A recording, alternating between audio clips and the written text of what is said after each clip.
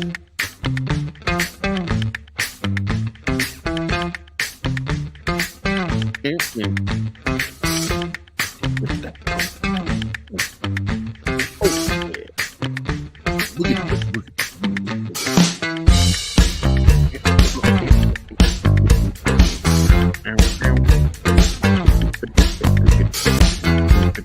time for a little Funky Friday. From their funky hidden headquarters, your hosts, Keith and Gerry. Thanks, Tom. And it's Friday. It's Friday. Thank God it's Friday. Man. Oh, that's a tasty beverage right there. It's Friday. And what are you drinking? It is Diet Dr. Pepper from Mickey D's. And I get it with no ice. I'm like, it comes out cold. You know, it already is chilled when it's coming out of the machine. So why add water to it? You know, it's funny. You're drinking some Dr. Pepper too. There you go. The preferred drink of members of Pop Culture Minefield's cast. I'd say this though. I got the Dr. Pepper 23, which is allegedly a little different. It uses real sugar. How dare you, Andy Morrow? And I wish they still made the stuff down in Texas. That was the original recipe. And it that guy wouldn't join the conglomerate, but he still had a valid Dr. And they Pepper drove license. him. The company drove him into the ground, and Isn't it's criminal. There's a 23 documentary. If you ever get a chance to watch it, watch that documentary. It might be on YouTube now. It was worth a watch, man. Just seeing what they did. But I still can't help it. I still love it. Sorry, the 23 formula is like maybe like their acknowledgement that he was better. They gave you a slightly closer to his version. It's probably not what he would never put his name on it. He was making that stuff with love. Yep. That guy went out of business because he was making it so well. And he was making money so hard. But the problem was they were Dr. Pepper, well, the main company was just giving him such a hard time. It's so weird. But anyway, it's Friday. Keith's not here because Keith has gone to Kansas City. Going to Kansas City to go see Planet Comic-Con. It's something I used to do. We would do it together. We would go up there together. But I've become sick to death of conventions. And I'd love the people, but it's so exhausting dealing with things and going to the cons. And, I make the most money I ever made as an artist going to a convention was at, what's that place? It was in Kansas, Smallville. And this year was the last year. Ironic. Last convention for Smallville. I walked away from that convention, 2-day weekend show, $5,000. Nice. And but most of the cons I was going because it's just something I enjoy doing, and I'd walk away with a couple hundred, maybe $500 in sales. Because I got to tell you, Missouri, it's a depressed state financially, so people don't spend a lot of money at the conventions. So you just kind of accept you're not going to make money at it, and it's a problem within conventions. Period. Like I remember when I was talking with Dave Dorman and Denise, his wife, and the number one voted Star Wars artist in the world, number one Star Wars artist in the world, voted by the fans. He goes to San Diego and lost money going to the San Diego Comic. Really? Yeah. And part of the problem is the cons do not take care of their artists, and they make their living for years off of those artists. And then they started transitioning to be more about cinema and having these big panels and shit like that. So they began to just not give a shit about their artists. And the cosplayers, God love them. They're some of the most enjoyable things about going to a convention is all the cosplay. But when cosplay is allowed to run rampant through the artist row in particular, they can kill traffic because they're always stopping for photographs, and they will kill traffic. And that was what was going on in San Diego. They were putting a chokehold on traffic, and people were missing or not going. They would just bypass Artist Row. So David, he lost money. Here comes the NYPD for their cameo. What's that? So I said I had to mute for a minute there. I said, sorry, here comes the NYPD for their weekly cameo on my show. Oh, yeah. Yeah. Ladies and gentlemen, Admiral Teague is being swatted right now, live. Don't even Pop joke Culture about that. Minefield. Oh, God. I'm sorry, I already did. It's already out there. It's in the ether. I can't take the joke back. Happy belated birthday to Penny. I was not in the chats yesterday, so I missed it. Happy birthday, Penny. That was on Keith's show. Yes. By the way, I can fulfill the promise of your thumbnail if you want. Here's Keith, by the way. That's Keith. He looks great. What a great picture. That's not Keith. I know. I'm being mildly racist. Mildly though. It was very, very mild. We also have zero racism and we have spicy racism, which are equally funny. We just don't have real racism because would make us evil people. You know what? I can go on a Perry White rant just as good as his because I hate Snyder Perry White so much. So if you want, when we get the chance, just set me off and I'll go on a rant about why that is the worst character in the world. Well, we are going to show Keith because Keith and I recorded 30 minutes yesterday. Oh, great. It was only going to be 10 minutes, but like I've always joked, it takes Keith 2 hours to tell you what he saw in 60 minutes. Do you get the joke? Yeah. Yeah. Is he Canadian? No, he's from Ohio. And I make fun of him for that. I said there are 3 groups of people that just won't shut up about what they do and who they are. That's atheists, vegetarians, and people from Ohio. I'm from Cincinnati. So I tease him about it all the time. Him and Scott, because Scott, he's from there too. And it's so weird. But if you didn't know this, there's a connection between the Lewises and the Moncriefs. Scott's family knew the Moncriefs in Ohio. There was a connection. Their family knew each other. And then both of them at different periods, families moved to Springfield, Missouri, and they become best friends here. And it's a really weird connection because as they became friends, they later learned that their family were already friends in Ohio. It's just one of those weird things that when I heard that, I was like, how is that even possible? It's so weird. But let's see who's all here right now. We've got some great chats going here. Andy Morrow, first in the house. Penny, number 2. And again, happy birthday, Penny. I wasn't on yesterday with Keith, so I hope you had a great birthday. Gap After Dark is here. Good to see you, my friend. Tim is here. Oh, crap. Tim is here. So that means we got to do the video. Where's the video? Oh, we're in the wrong thing, so I got to go to the main show. There we go. Oh my God, we got so many videos in there. Oh, you think? By what name are you known? There are some who call me Robert?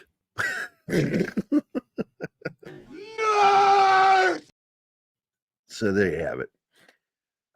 Let's see who else is here. Let's get back to the chat here. We got Andy Morrow, Dragon Ruse is here. Shinatsky, why aren't you on the show? Oh, he's working right now. That's why. Zack Snyder, burn in hell.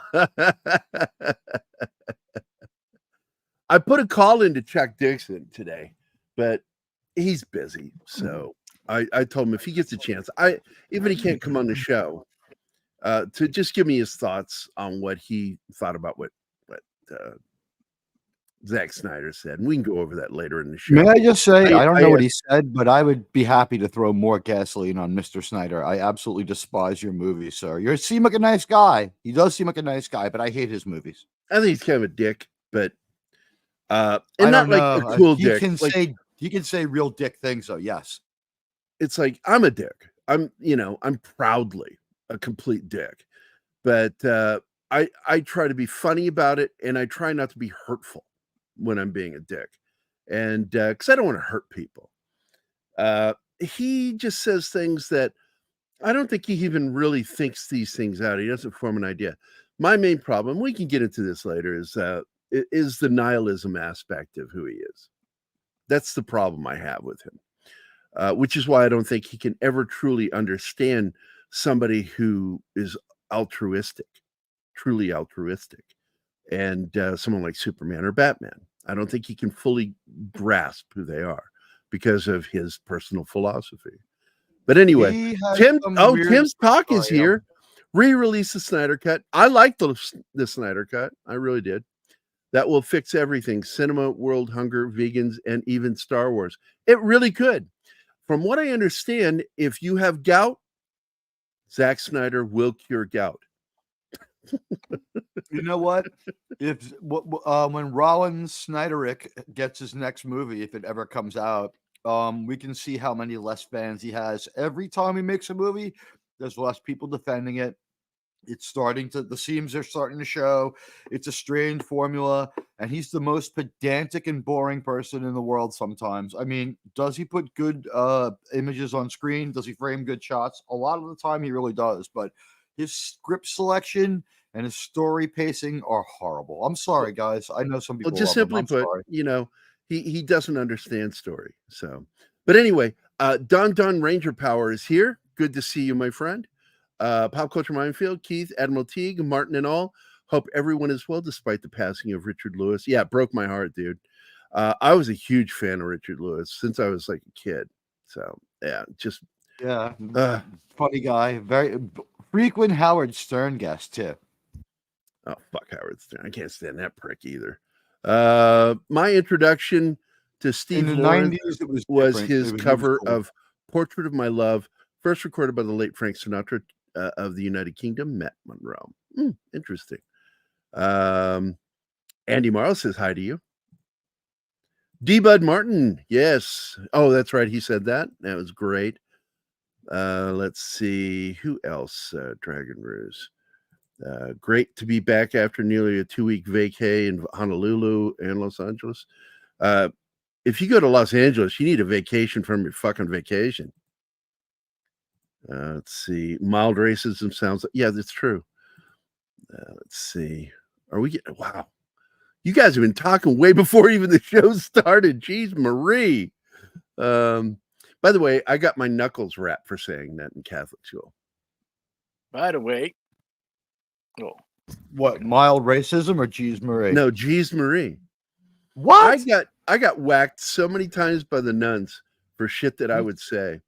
And like I got smacked for doing mock Latin, going, filling my bony belly with dominoes.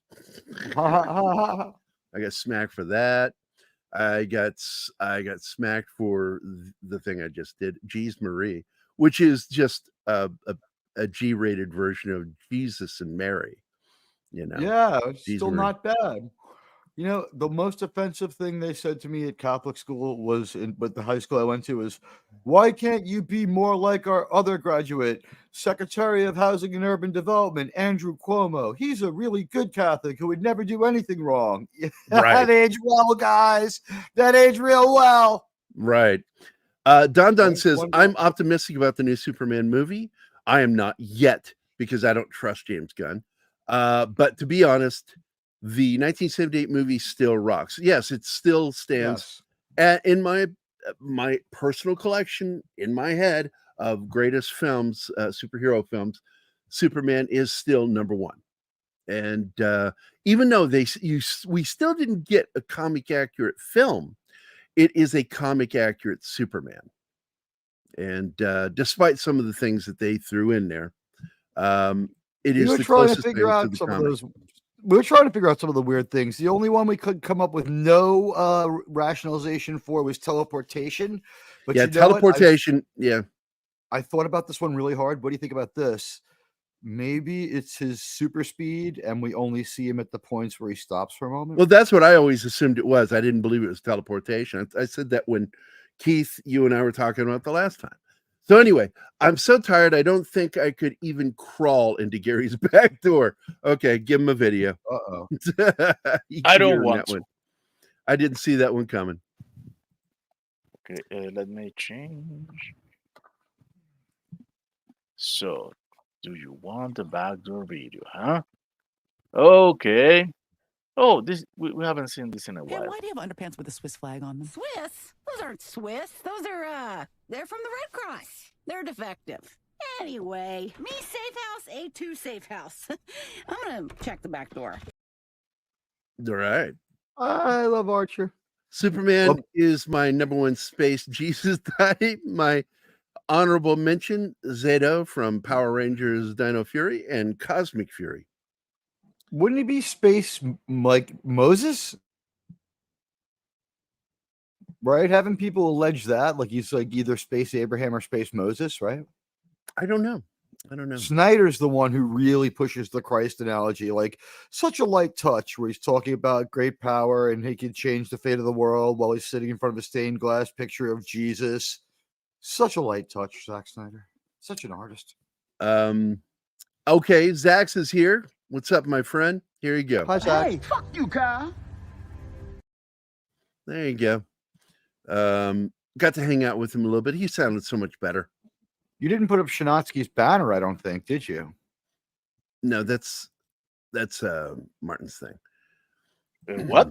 And Shinatsky says it's not sexual assault, it's being Italian.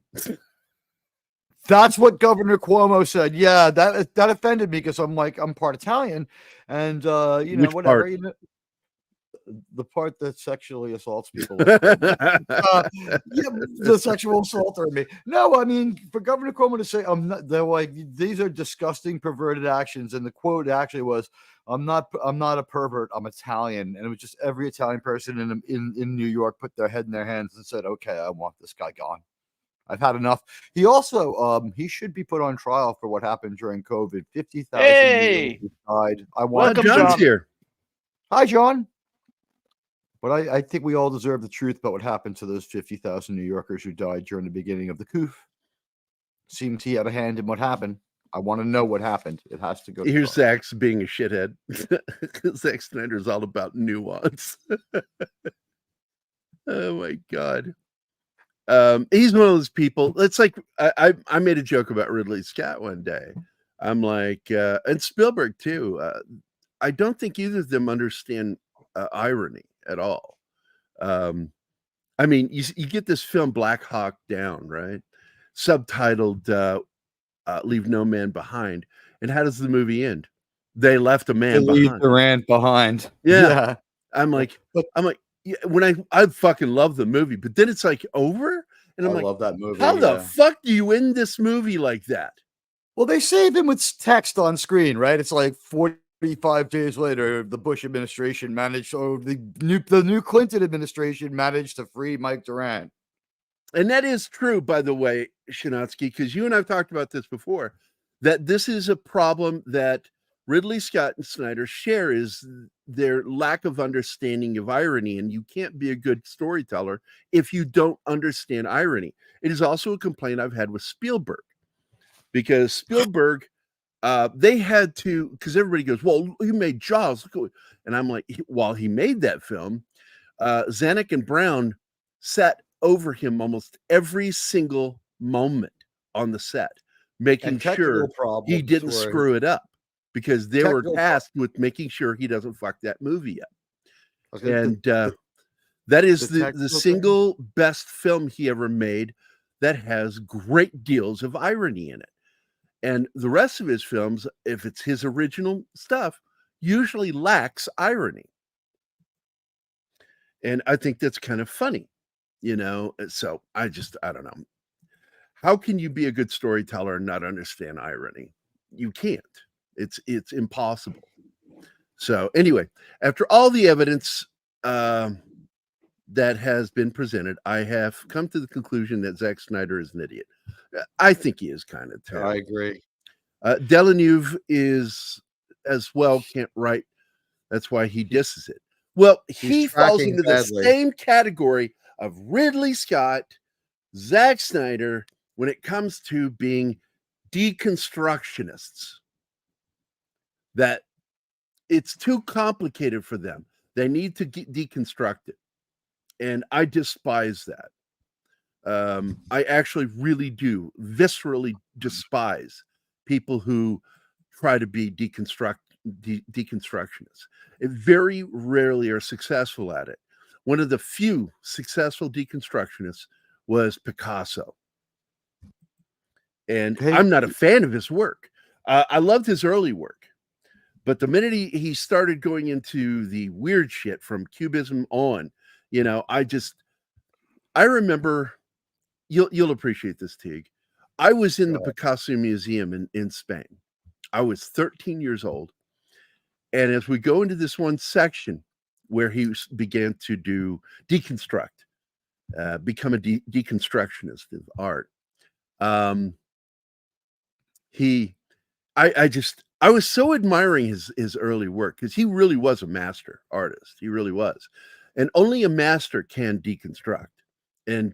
But as I went into the room showing his deconstruction, I grabbed my dad's sleeve and I pulled on it and I said, "Is this the children's art room?"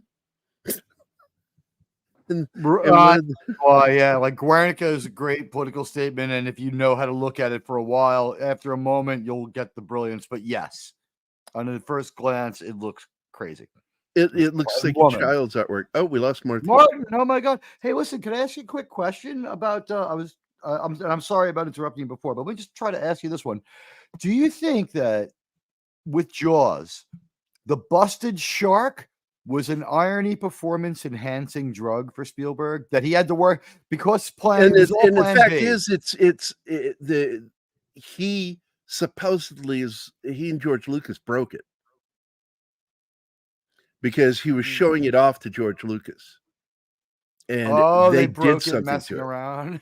Yeah, because that was his best friend. Seawater. It was in. Yeah, well, I mean, they were both smoking dope like crazy together back in those days too. Were they? Oh yeah. I could picture George Lucas, but not Steven Spielberg smoking. That's why pot. when Keith got to, because people go, "You and Keith always agree too much." I'm like, going, we disagree all the time.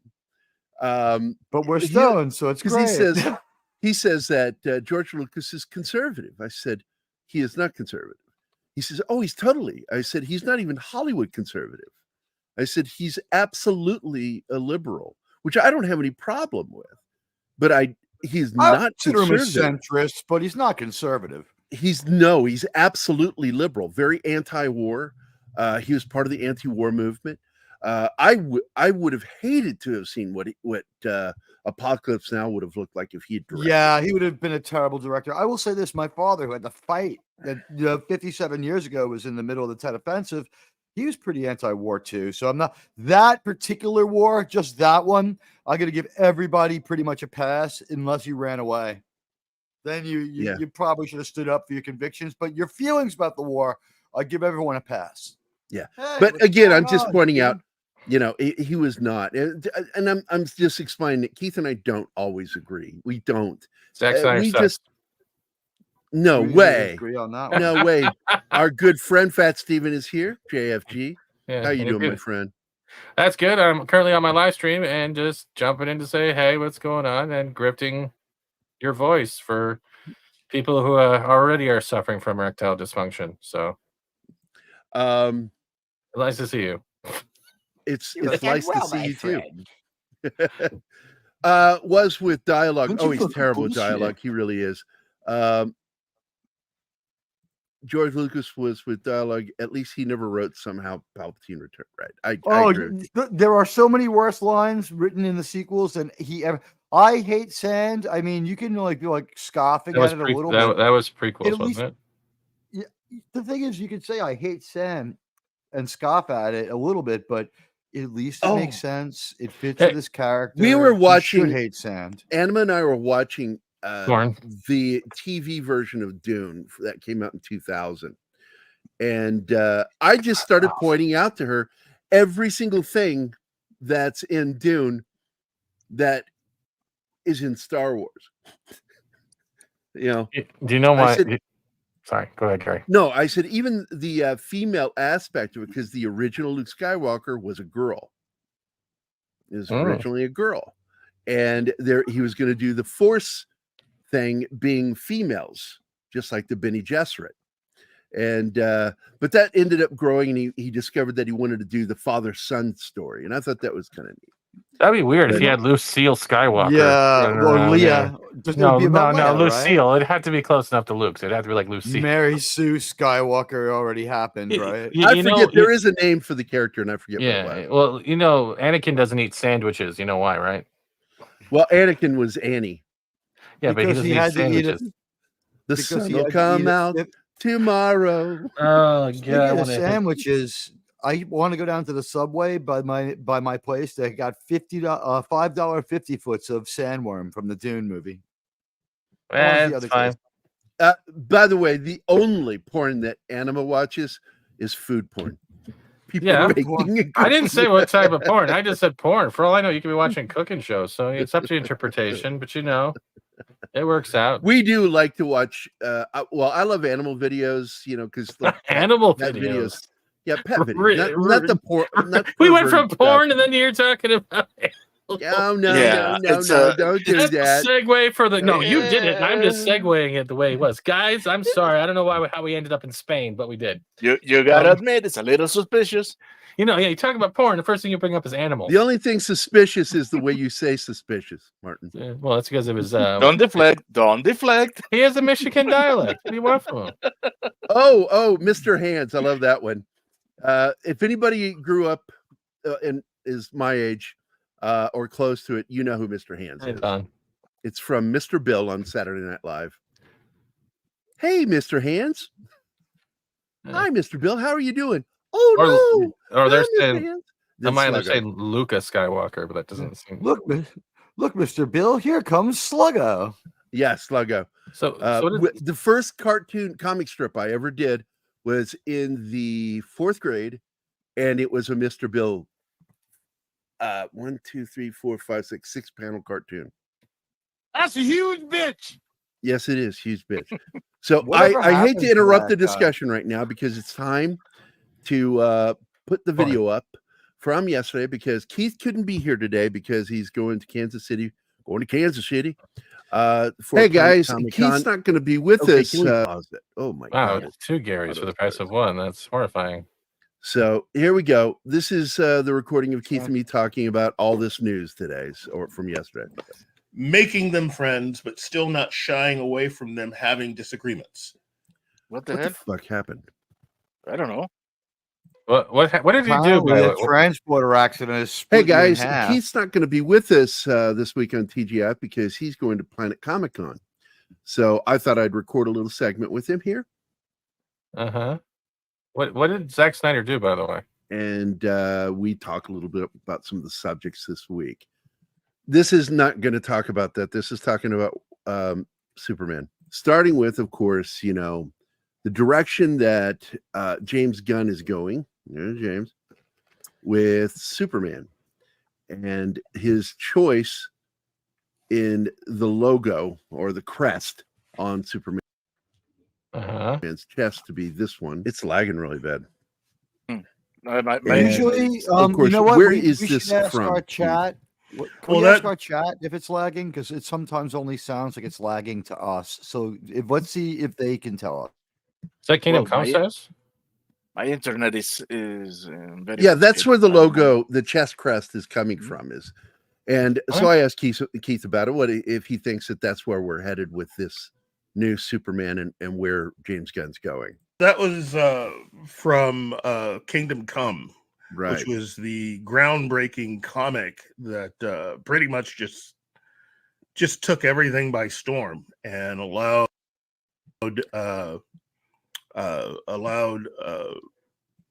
Alex Ross to just ascend to become probably one of the great talents within comics. So Mark Waid also wrote that one, and I'm just saying he should forever send Alex Ross a really nice Christmas card for being a part of that project, because he elevated everything. That artwork. Yeah, it's a elevated beautiful book, and I read it way back in 2005, I think. Yeah. A buddy of mine had a copy of it and lent it to me, and so I read it over a couple of days, and I'm like, holy shit, this was intense. Really good book. Beautiful artwork, and my first reaction though when I saw the crest was it feels like the older we get, the further away from it looking like an S we go. Mm-hmm. But at the same time, it's still the Superman symbol, and it is the one from. And they are getting the lag, by the way, Kingdom Come.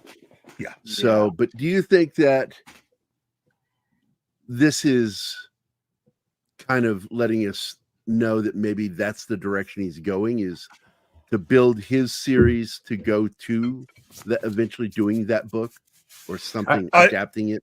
Yeah, I think that is a direction that they're looking at going, because I think what has been communicated up to this point is that a lot of the that in filming this movie, rather than doing what everyone else has done in the past and starting from the absolute beginning of the story, we are starting in a universe that has already been ongoing for years. Okay. So the idea behind all of this is that the entire DC universe has been going for a few years, and we're just now, as an audience, jumping into a story. And what has been happening possibly is that a lot of the current generation of heroes are leaning into becoming the way that a lot of heroes were in Kingdom Come, which is a little more violent, a little less feeling towards the general public, basically starting fights and doing things that endanger people, which was a part of that. What do you guys think? That seemed to be a problem in Zack Snyder's universe. See, as long as the S, first of all, doesn't turn into the energy Superman that we got in I think it was the 90s, early 2000s, I'm happy with that, because I still have those first issues of toilet paper somewhere in my collection. There you go, Steven. I still think Kingdom Come would be good, but at the same time, can Gunn really pull it off? I feel like he can't. But I have no faith in him, but that doesn't mean it won't happen. I know. It's not about the fact that it will happen, but pulling it off and making it happen is two different things. Like we look at how Suicide Squad and other projects, even Guardians of the Galaxy, Gunn has made himself in a certain image rank when it comes to delivering heroes. Kingdom Come is not in that image rank. I don't know how he's going to branch himself without someone cupping his balls. So what you're saying is the logo no longer means hope. Well, thank God for that. Oh no, it means hope. I mean, it's just now. I hope it doesn't screw up. I hope it isn't crap. I just gotta say, I hated that line. I thought it was stupid and edgy, and trying to explain why we had just altered the Superman logo. I think we all know the real reason is they want to pay less copyright fee. I think they should. They're still going to have to. They still will have to. But the problem is I agree. They keep going further and further away from it looking like the letter S, and it just kind of gets old. But anyway, give it 5 years, Gary. It'll be a Z. Let's continue with what Keith was saying, Superman with Man of Steel. Keith has some really, really good stuff here. Story. And so Superman had long retired within the story, and he comes back to help guide the new generation of heroes to be better, to think about setting an example. Oop, I missed that. Hi, Snortapoopus. Good to see you, my friend. For everyone, so that the newer generation of heroes can at least give a thought towards the general public. So, what do you think he's got going here? A 10-year plan? I think he has a 10-year plan. My initial thought, though, hope was that he was going to try to base a lot of what he was going to end up doing on characters who aren't really haven't been the focus of comics within DC Comics. Picking a lot of characters like Peacemaker and others to help fill out certain things. That does two things. One, that allows you to do whatever you want as far as certain characters go, because these are characters that haven't been paid a lot of attention in the past. And the other, it takes you on a journey that nobody's really expecting to go. You know, if you make Wonder Woman, Batman, or Superman the main focus, everybody's going to have expectations, versus choosing characters and filling out a lot of characters that haven't really been seen a lot. You then get an idea, or you then get the idea that he's trying to pick a way that you can't easily determine where he's going to go from there, which is kind of cool. You know, a bit of mystery doesn't hurt, but at this point, anything can happen. And 10-year plan, it would be smart of him to have it. And that's something, because you and I talk about this, like from James Bond to pretty much any character that comes from an IP, that they want to get at least 10 years out of them. Yes. A decade, where they get at least 3 or 4 films with that actor, bringing a film out every 2 to 3 years. The old George Lucas way. Even though, if you recall, when James Bond started, there's sometimes be only like a year between films. Yes. Yeah, they thought they were going to be able to crank out some of those movies, and they needed to take the time. And they established, if we go all the way back, James Bond is the one who established how to put out continued versions of a character. Yes. They sort of set the standard on how to do it.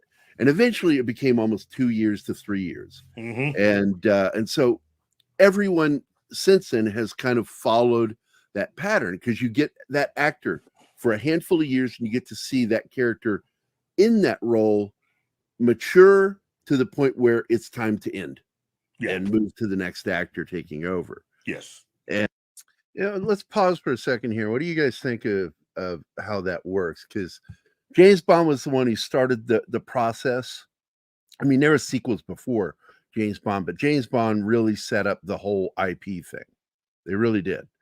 And then George Lucas changed the way it was done, doing the whole 3 years between films. And Bond also followed suit with that by going, taking a couple to 3 years between films. And do you think they've been successful with that? And do you think that's a good way of doing it?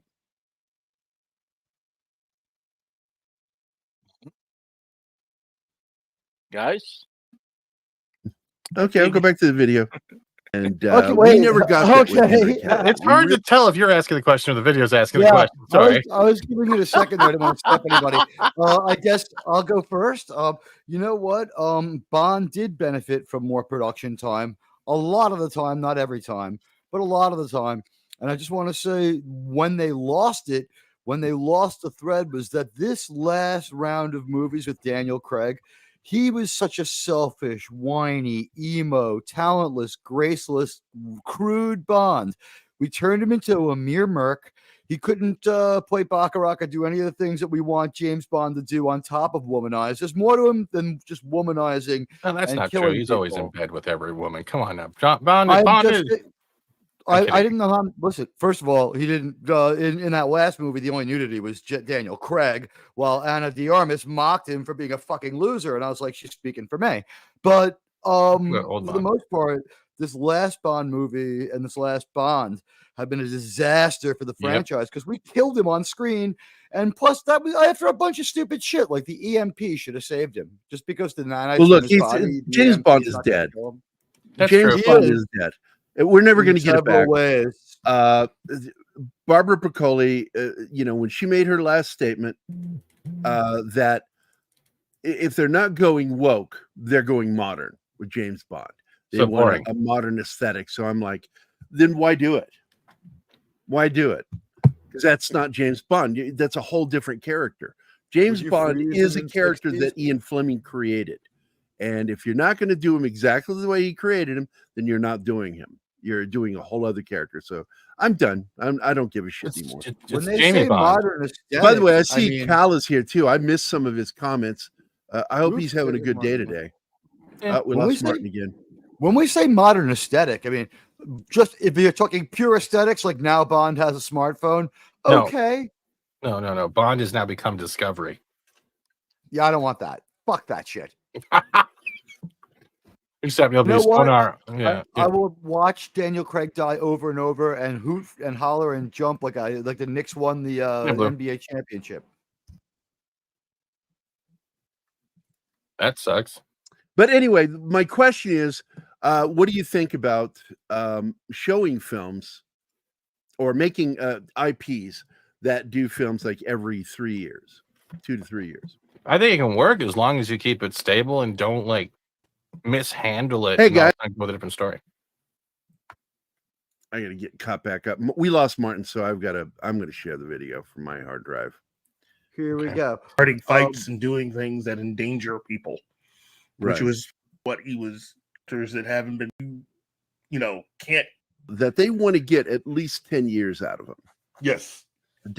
And that's just it. That's why people kept going, well, they need this person for James Bond, Idris Elba. And I'm like, they will never hire Idris Elba now. He's too old. What do you mean he's too old? He's at the right age. I said, he's at the right age for when he retires is playing James Bond. They want somebody that's in their late 30s that can do the film all the way up until they're almost 50 or in their early 50s. Although it's been a while, Keith. Maybe just like desperation might get them to just like say, we have 2 movies with Idris. Like we're just gonna crank them out. They'll be out in 2 successive years. We're working on them now, like a Lord of the Rings thing. Yeah. They might be that desperate because that'll buy them time to see where the wind's blowing. The last thing they want to do is bring in like Nakuti the Booty or whatever the name of the Doctor Who guy is. Thank you. No, they have it already planned out. They're going to bring in Dylan Mulvaney. He's young enough, and they'll That's have their fine, modern. I want the And- Bond to be an American because Batman is always British. I wouldn't be surprised if you saw like Bond drinking Bud Light. I'm Bud just saying. Light. Decade, Oh God! where I'm they did inclusive 3 money, or 4 funny. films with that actor, Yes. bringing a film out every 2 to 3 years. Mhm. The standard on how to do it, and eventually it became almost 2 years to 3 years, Mhm. and so everyone since then has kind of followed that pattern because you get that actor for a handful of years and you get to see that character in that role mature to the point where it's time to end Yeah. and move to the next actor taking over. Yes. And we never got that with Henry Cavill. We really didn't. I wish we had. Yeah, and he really what I liked about Henry Cavill was not only did he look the part, but the actor himself understood Superman in a way that just blew my mind. It's like, how can the movie star know more about the character than the people behind the camera? Well, how could a movie star know more about the character than the people who own the character? I Yeah. mean, that is the most embarrassing Witcher. thing about the people that have. What's that? Witcher. Yeah, Well, Witcher. But Because he's a Netflix fucking does. nerd. Yeah, but Netflix doesn't know The Witcher. Okay, Warhammer then. I see Read by Nature is here too. What's up, my friend? How you doing?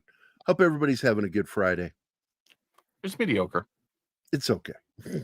had been running Warner Brothers for Right. years. When Henry Cavill got hired, he knew more about the character than the executives, the chairman, and really the CEO of Warner Brothers. And it just boggles my mind that none of these people had a true understanding of any of these characters. That's part of the reason And why this is gonna come into what we're talking about too, because I don't trust James Gunn, and I just don't. Yeah. And because I'm not even gonna I'm gonna skip over me talking about this because you guys have heard me talk about this. Is I have a problem with Taika Waititi for the exact same reason. I don't Ego? like people are irreverent. irreverence has its place when you're doing satire, but when you're trying to make a DC movie or a Marvel film about characters that are beloved, you don't fucking make it irreverent, because reverence is required to do it correctly. And Taika Waititi's irreverent, and he lacks any kind of reverence towards Thor or any of the superheroes he likes to make films. He's a deconstructionist too. He likes to tear it apart and make fun of it. And that's where you're coming. That's where I'm coming from. When I'm trusting, especially with like Kingdom Come Superman. Not only are you introducing Kingdom Come, you also have to introduce Joker. There's a whole bunch of things he has to introduce, and those are characters that all people have attachments with. And we look at how Suicide Squad right now in the gaming industry with the new Joker that's coming out.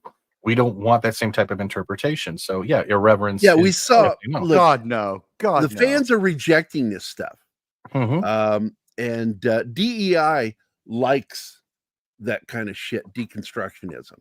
Deconstruct your heroes, tear them down, and just I've no place for it. So I'm gonna stop my rant. So here. We got James.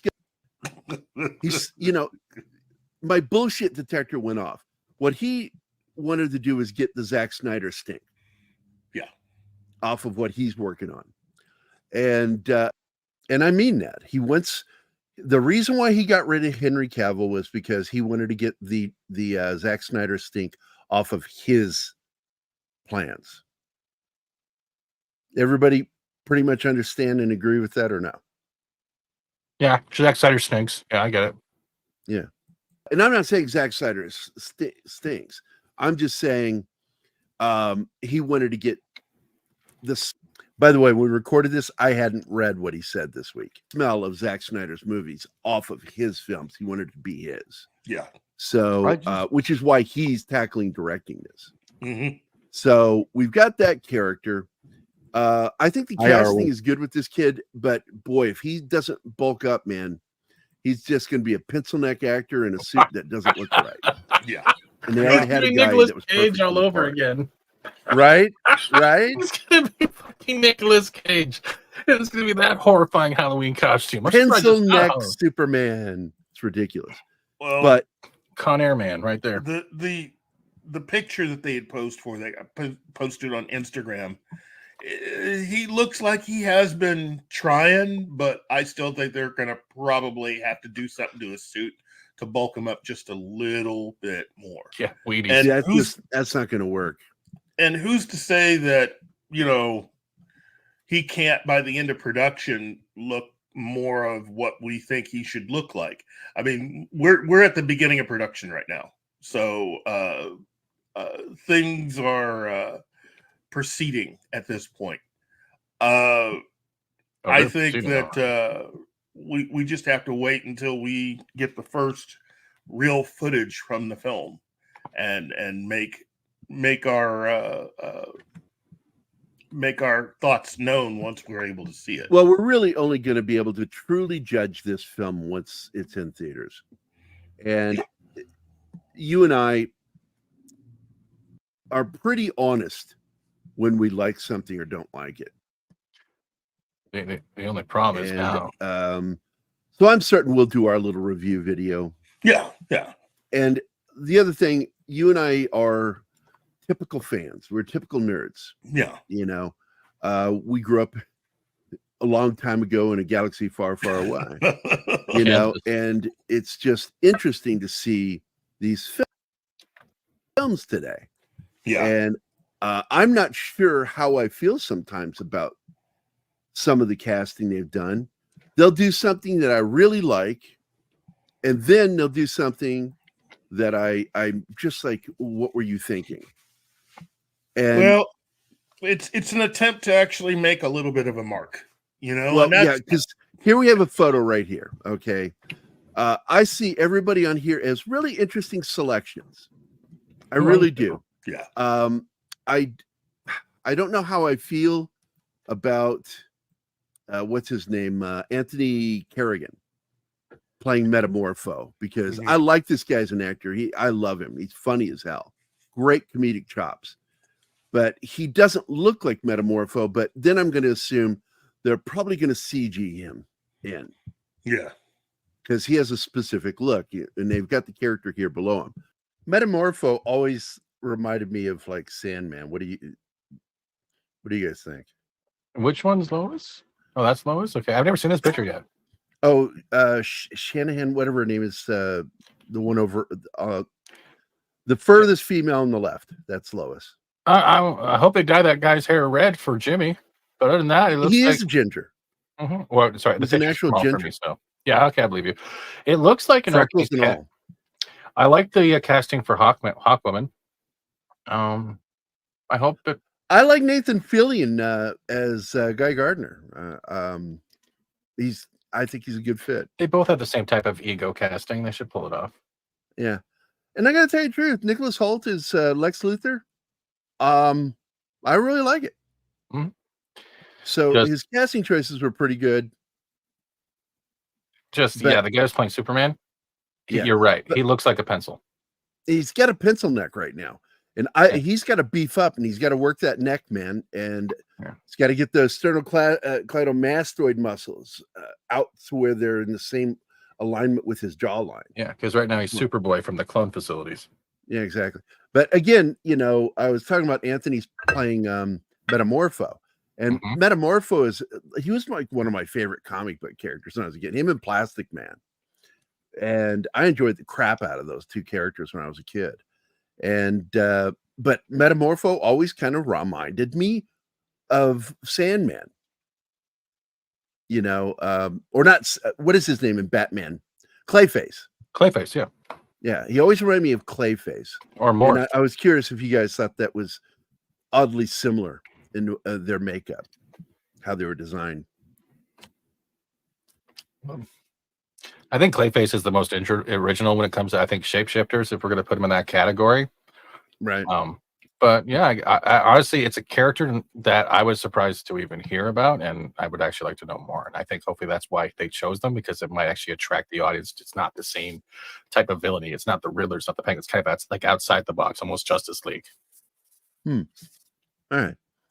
So Nathan Fillion. So Right get past before. somebody talking On what they were trying to. I don't know. I mean, look, it depends on what they were trying to get out of doing this casting. First and foremost, let me just say, Wendell Pierce will make a fantastic Perry White. Okay. There's no question he's going to deliver a performance. Yeah, my problem. And here he is, right here, Wendell. He's black. Race swap. Actor. I mean, Cancel it. But they absolutely did it again. They've already done it before. They had Lawrence Fishburne. Well, I'm not bothered by it. It's fine. Lawrence was good too. But here's the problem. And this is what Keith is going to get into. There are two actually important characters in the Superman universe that are black. And they never introduce them. And one of them is actually best friends with Perry White, but they're constantly in conflict. And that's the owner of the Daily Planet. Problem, we'll get into it. Leave him on screen for a moment. I want to say this. My problem is that if you're dealing with a comic that doesn't have a lot of black characters in it, that's one thing. Don't worry about it deleted. It's fine, man. I get it. But for someone who actually is a Superman fan, who's actually read the comics, whom within sight of less than a minute, you can Google not one, but two major black characters within the Superman lexicon who are actually directly involved with Clark and Lois and all those characters. Wendell Pierce would, in my opinion, make the perfect character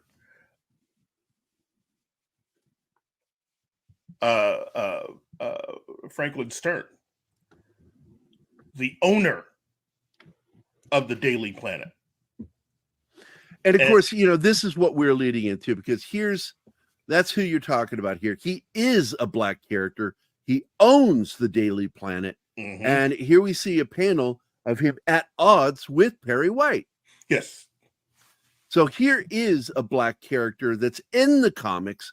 He's actually a conservative black man, which matches a lot of black men today because they're Christian. And one of the things that tends to happen with Christians is they tend to be gravitate towards conservative thinking, socially conservative, less political, more social conservatism. And so they would have a chance to represent a part of the actual community with this character, with a character that was already created, instead of blackwashing a character that's already established as white, and they've already done it once before. Yeah, and again, this is another example of something that DC has been doing for years, which is having two characters who have opposing viewpoints, usually politically, making them friends, but still not shying away from them having disagreements. But still, okay, Reed, that's a perfectly good statement, and it's something I agree with. I don't mind race swapping as long as it's not being done for the wrong reason. Can I ask you a question? No. Might I be out of left field? Is this giving Zack Snyder too much credit? Did he just take the owner of the Daily Planet and Perry White and smash them into one character? Is that why he's so freaking bipolar? It could be. Well, he's done some other things I don't like. I don't like that he's got Otis and Miss Tessbacher in it. Well, no, that's you're talking the new movie. I'm talking. Those were Snyder's, original characters that belonged in that film, and right? not Their in daughter anybody else's character, film. for lack of a So better term. I consider that almost insulting to bring those characters in. So, but anyway, remaining friends. That's the important thing.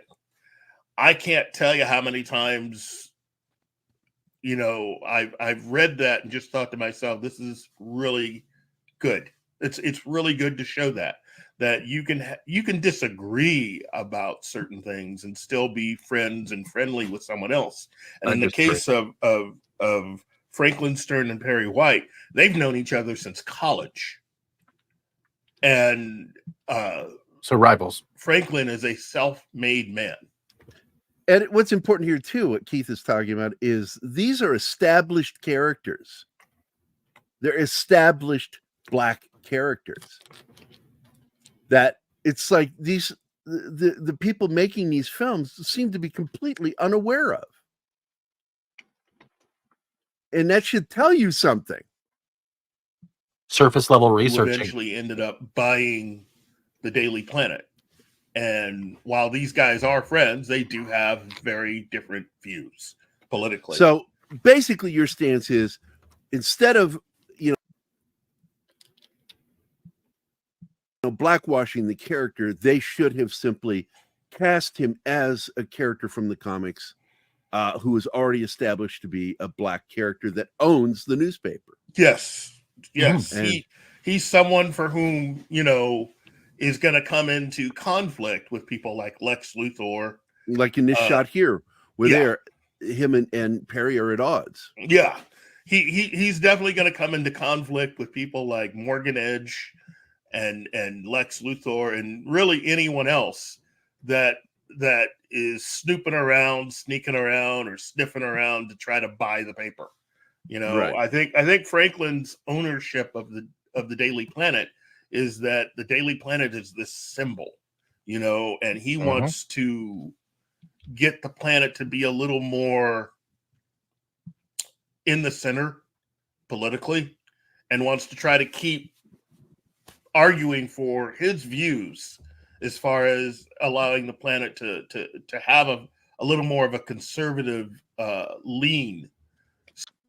And clearly, because he's a black man, they would have to really make him out to be somebody likable. And of course, your typical liberal Hollywood person wouldn't want to do that. But when it's a black guy, they're forced to do it. And I think that's another reason why they haven't done it. So we are at the halfway point. So Martine, are you actually here now? Yes. All right, do your video, man. Let's do it. Yes, I will. Yes, I will. Is it working again? Ha ha ha. Meet the Seattle Vigilante. Like so many comic heroes, this warrior hides his identity. But his identity isn't the only secret he has to keep. After grievous wounds received during combat, Tier 1 operator John Russell begins to recover and comes to terms with his new reality of being an amputee. And as he learns how to use his new prosthetic limb, he finds himself caught up in the bureaucratic red tape that too many wounded veterans experience, the exhausting medboard process. Out of sheer frustration, John takes it out on the criminal scum of the city. But when reality kicks in, John realizes he started something that's having an impact on the greater world around him, and thus has to reevaluate his motives. And moreover, just how far is John willing to go to finish this war he's declared against the criminals in Seattle? And will he even survive? From the creator of IDW's award-winning graphic novel Code Word Geronimo comes a new story about a different kind of warrior, Vindicated Inc., the first of its kind disabled veteran action hero comic. The Vindicated Inc. graphic novel crowdfunding campaign on fundmycomic.com is provided in the description of this video. We hope you become a contributor. Please share this link. Thank you. All right. I'm going to share this real quick because I get asked a lot what a Tier 1 operator is. And this gentleman breaks it down. He's a former Delta Force Tier 1 operator. And he's explaining about what those top 3 tiers are and how they function. Here he is right here. So there's different levels, so Tier 1, Tier 2, Tier 3, right? If a unit is designated as Tier 1, they're always, even in peacetime, in a constant state of warfare, and they're being funded as such, right? So Delta is Tier 1, it's always considered in a state of war because they're always running ops, things like that. A nuclear-powered submarine is a Tier 1 asset. Certain airplanes are Tier 1 assets, right? And then you have Tier 2. What would be a Tier 2 asset? Green Berets, Navy SEALs, I call them vanilla SEALs, right? Not SEAL Team 6. They would be considered black. They would be Tier 1. So there's different levels. So there you go. Hey, what happened with Tier 3? Well, he did talk. You got to see the whole interview with him, and he goes into 3rd tier because they're all pretty much close to the same skill set, but not every tier does the same job. But the most important thing with it is that with the Tier 1 operators is they're always in a constant state of not just readiness at war. They are constantly fighting. And that's what makes them what they are. So anyway. Now, would Roy Batty be a Tears in the Rain operator? Would Roy Batty be? Yeah, Roy Batty and I just forgot his name. Todd. Richard Simmons. Leon would be Tier 1 operators. What Zora is in Blade Runner, she's an operator, but she's more of a Tier 2 operator in that she has to do a lot of planning and infiltrating because she's, as they said, she's part of a kick murder squad. Kick means that she's a door kicker, that they find people and then they go out and they kill them. Okay, a quick question on that one. Do you think Roy Batty in the movie Batty, because book Batty's totally different. Do you think he's cross-trained Pris because she's a standard pleasure model who's a lot more dangerous than you'd expect? Think he cross-trained her on the way there? Well, you got to remember Zora was also an entertainment. That's what she was at first, and then she upgraded them on the way. Yeah, there's no question about it that Batty has taught her things. So I don't know. And maybe giving her an upload, right? Not video game style, but some knowledge, and they are already supposed to be super strong anyway. Sorry, my mind went to the gutter when he said upload. Yeah, when he upload, that's the first thing I thought. It was like, yeah, I'm sure he penetrated and inserted information into it. He used his whole USB. His whole USB-C. I'm going to give you a few tips, but not just a tip, if you know what I'm saying. Right. So anyway, let's get back to this. We're near the end of this video with him talking. Get overshadowed by the more liberal leanings of the editor, which is Perry White. That's one of 2 major black characters characters though in Superman, the other one being Ron Troop, who is younger than Mr. Stern, and that character is one for whom that's a picture of him there at the wedding between him and Lucy Lane, Lois's sister. What? Has been rarely. Yeah, Troop married Lucy Lane. They had a kid together. Seen live action. I mean, rarely seen. Both characters, Franklin Stern, Ron Troop, have made appearances in live action, but it's been, you know, for Ron Troop, it's pretty much. Well, let's get into Ron Troop, because this is another black character that they easily could have just brought into the film. Easily. Because that's and Keith will bring up the fact that when they blackified Jimmy Olsen in the Supergirl series, all they had to do was make him this character. That's all they had to do, because he had a relationship with Lois's sister, so it was perfect. Anyway, Lucy Lane's husband. Yes. Yeah, Ron Troop is basically he is one of the top 3 reporters at the Daily Planet. And while he doesn't...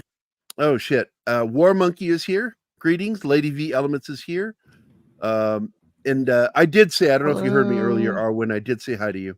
Find himself getting into situations like what Lois and Clark usually find themselves getting into. He doesn't let that stop him from pursuing a story and you know, being one of the top reporters at the Daily Planet. This was one of my reasons why, with the television series Supergirl, why I said, why did you have to race swap Jimmy Olsen when you had Ron Troop ready to go? I mean, if Cat Grant has... Well, it's because these guys, they claim to know these comics, and they don't. They don't know. The owners at Warner Brothers don't know the characters. And it really comes across as disingenuous and kind of racist when they do this. Yeah, that they're saying, well, we need to give the black actors a hand up by casting them as a white character.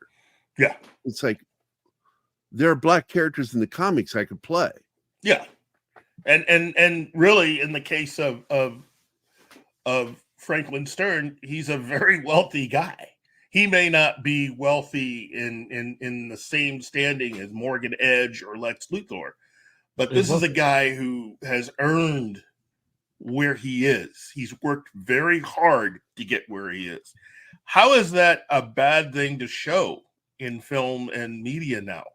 Right. You know, that is really what you should be seeing more of. People who are honest, upstanding, who happen to have money. You know, right? And again, this is a positive character to play in that respect, but also to show the relationship between two old friends who can still have very heated discussions about different topics that they disagree, and yet still remain friends.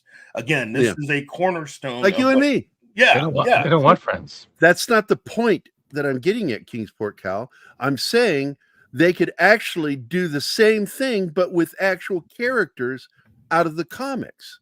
So they're not blackwashing. They would be carrying a character and respecting the original character's creation by doing it that way. They'd literally be giving him a black role in a comic book that has a black person rather than white. Take a white person, make him black, and call it gay. There's disingenuous about that. It really is disingenuous. It's fake. So anyway, Canadian Spider-Man, welcome. How you doing, my friend? Yeah. This is a cornerstone of what DC has done for decades. And it's one of the things that they're really good at, because you don't see that kind of thing easily in other comic companies. Well, it's something that we've got missing in comics right now, which is a more ground. The answer to that is read the comics and or put those characters in the movies or the TV shows. That's how you get rid of that problem. realistic depiction of race, gender issues and stuff like that. Politics.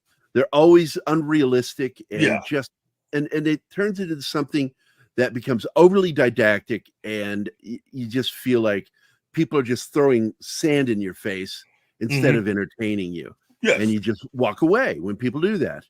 So, but lastly but not least, we want to go over this because James Gunn is already apparently shooting in Cincinnati right now, Ohio. I'm not going to say anything about this because Keith, Keith is, there are three types of people in this world that absolutely have to announce something about themselves: vegans, atheists, and people from Ohio.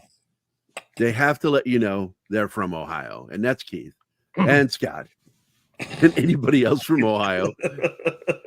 And he was very excited when this news was announced, but I'm excited too with you because you and I know that this famous landmark in the world of DC Comics, the Hall of Justice, is based on an actual building that exists in Cincinnati, Ohio, right there.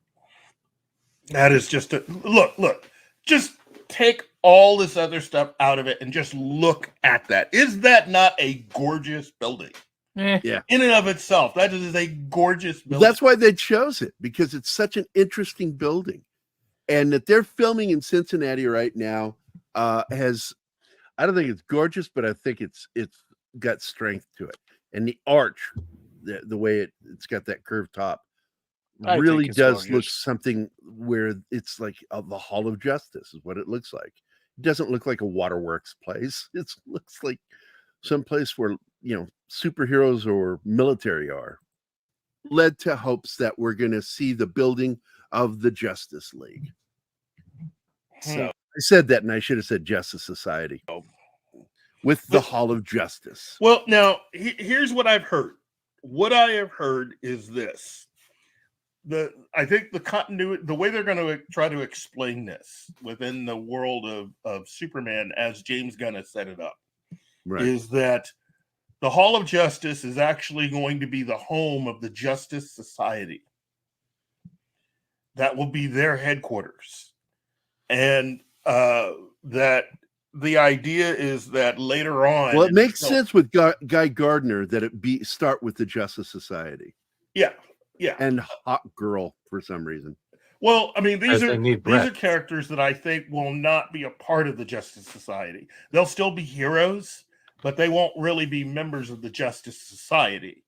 I think what will be established eventually by the end of this movie, or at least whatever trilogy that comes out of this, I don't think it'll be a trilogy. That I think how they have done this is that there is no Justice League yet.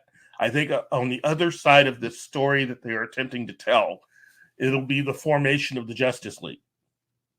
So you'll have Superman, Batman, Wonder Woman, and the rest. Whereas the Justice Society are all of the heroes that have been around for decades. These are the older heroes. For Golden Age, yeah. Yeah. This is what, and again, this is, while he doesn't talk about it very much, this is James Gunn continuing what was actually loosely started in the movie Black Adam. This is the actual headquarters for the characters that you saw in that movie that were representing the Justice League.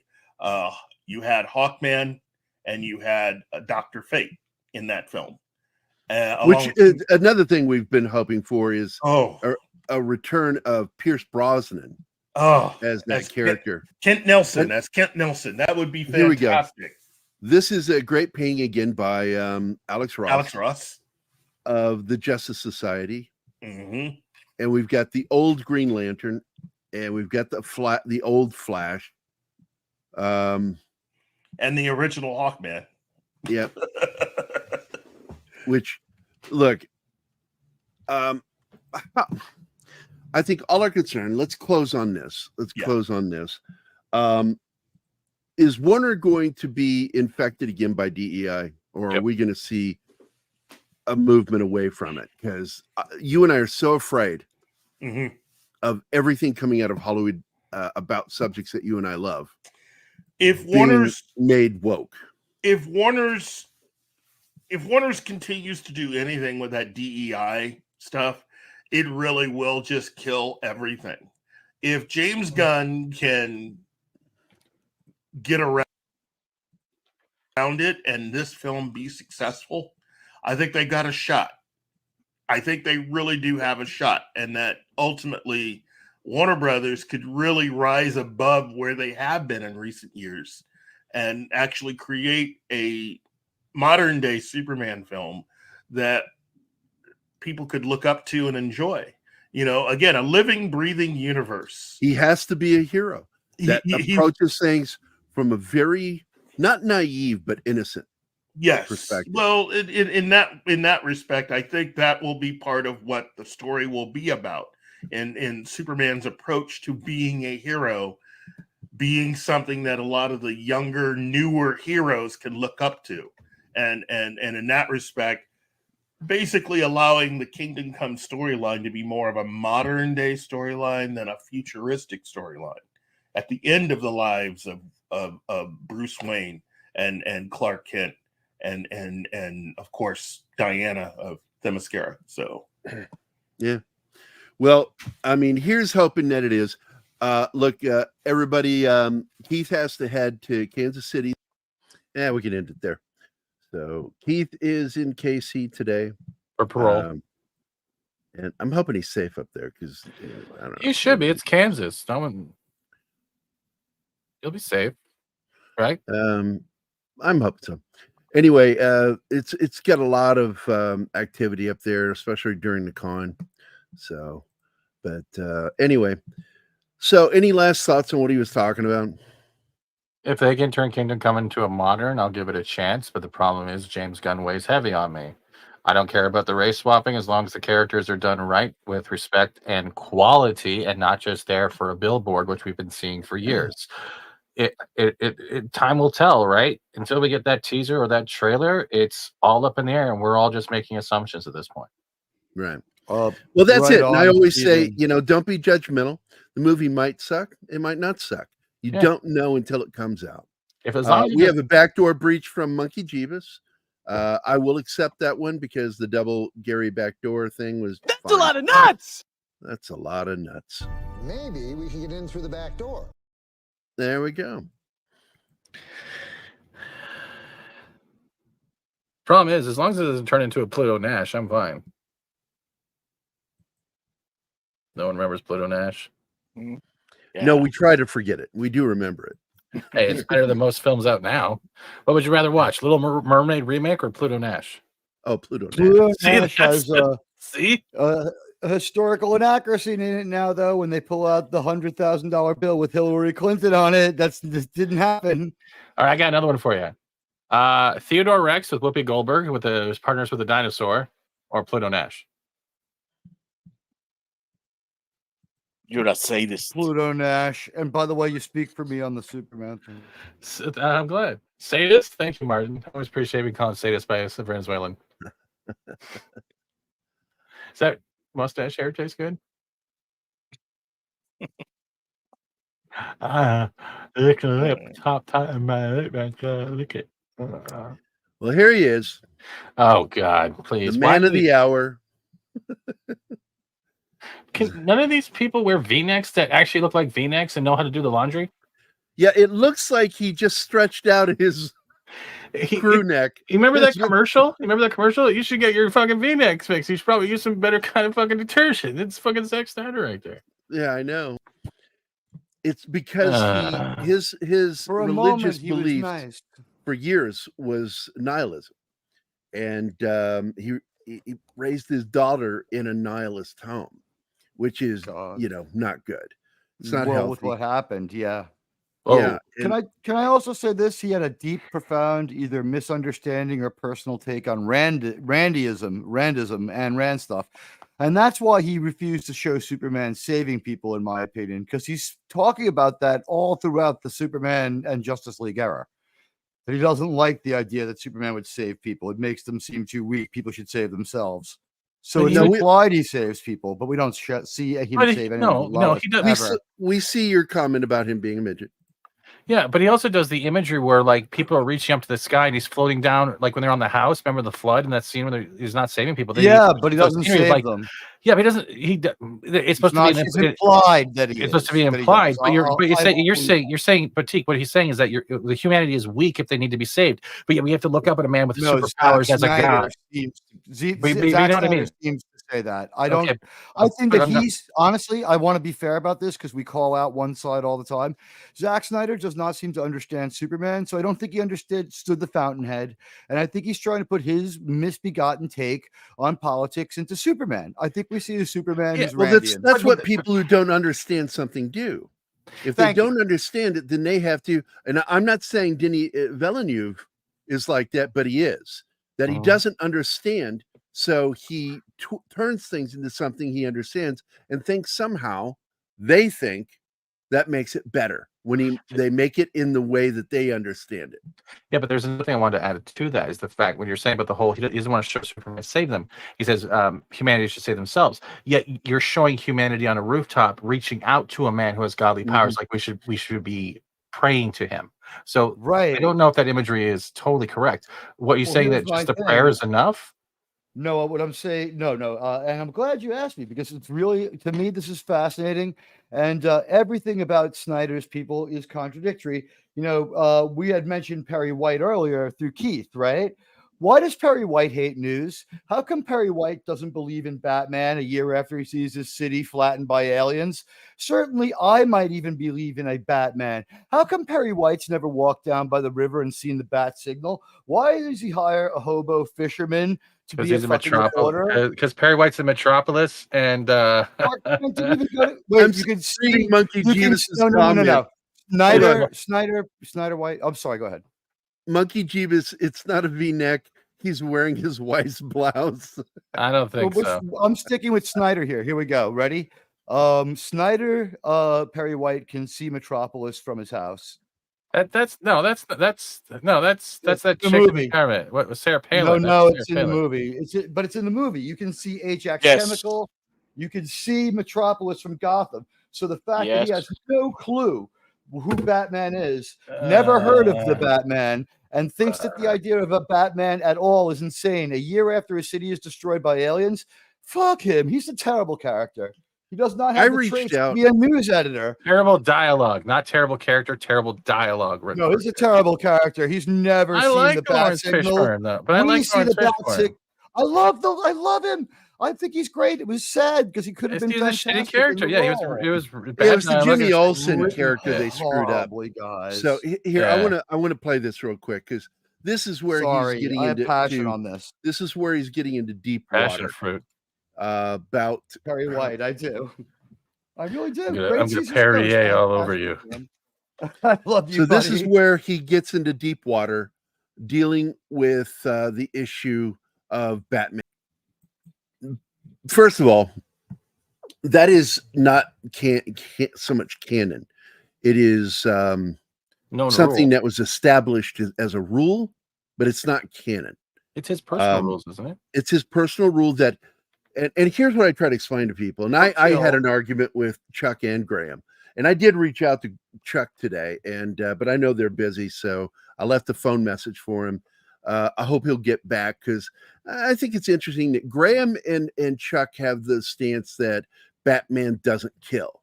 That is his way. He is going to attempt. And what I said to them was, look, if you hit somebody with force in the head, face is part of the head. You hit them in the head or in center mass, there is a likelihood you may kill them when you do it.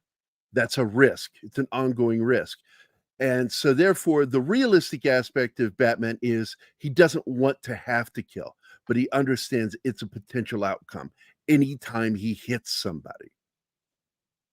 And I said, if you would just say that, I wouldn't be arguing with you. I just simply do not believe you cannot use physical violence and think that you will never be able to kill, you'll never kill somebody. And I love the joke on the bad man, from the humor group, where they had the episode with the penguin where Batman is unaware that he's killing people when he hits them or uses his weapons on them. And I just laugh my ass off at that. I don't like Patton Oswalt. I think he's a real piece of shit. He is a piece of shit. He was good as the penguin in that video. Yeah. So can I say something quick about Batman and killing? And you can tell me how you feel, because I mean you're certainly more an expert on He's this. a serial killer. This is my it's Snyder Batman is. He uses machine guns to cut through traffic, literally. But no, this is my take on Batman. Tim Burton did too. He did in Batman Returns, not so much in the first one, but no, he did too. How do you think he got into Axis Chemical with the Batmobile later? He has fucking Browning machine guns mounted inside of it. And then the Batmobile dropped bombs. Let me ask my question. Make your point, T. Yeah, let me ask my question. Let me give my hypothetical. In a situation similar to the end of Raimi Spider-Man 1, where we see, Suffer the Little Children, where he's got the Roosevelt Island tramway filled with people and a class trip full of children and innocent New Yorkers, like 80 people in there. And on the other hand, he's got Mary Jane, and he has to deal with it. If we put Batman in that same position, and he has his plan, he knows what he's going to do, and someone gets in his way to stop him, if knocking you off a 10-story building is the only way to start enacting his plan, well, you've killed yourself by interfering with Batman. Batman has that outlook. He won't seek out killing you the way Snyder Man does. And Snyder has the coolest looking Batman. As always, he has the coolest looking everything, but his Batman is the Punisher. He is. And look, Batman will kill if he has to. He's only aware of Frank Miller's Batman. Period. That's the only version of Batman that he knows and likes. So, answer to Bush: show up on time, and you would have seen Keith. So, your tough luck, buddy. Rewind. He was great, man. It was some of the best Keith we've ever gotten. It was the blackest moment in history. That's what Mel says. He waited till the end of Black History Month. He's like, I got it all saved up, guys. I'm gonna go my virtue signal with Superman. Gary, kicking someone in the head with a shoed foot is felony assault. It is. Why are you kicking people? Attempted murder too, if they're still tipped. And there's a lot going on there. I don't know. We'll sway it more to manslaughter if it's an SJW that doesn't shut up. You're not getting another video. Okay. What's wrong with the back door? Maybe we only need like 3 stink bombs. You better give me the other ones. Okay, I drop these 3 stink bombs, smell out the joint, and slip out the back door. There you go. Moist.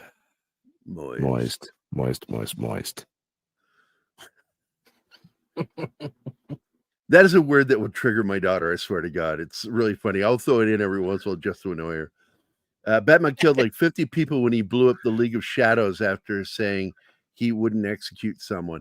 I know, right? The irony of that. Allegedly.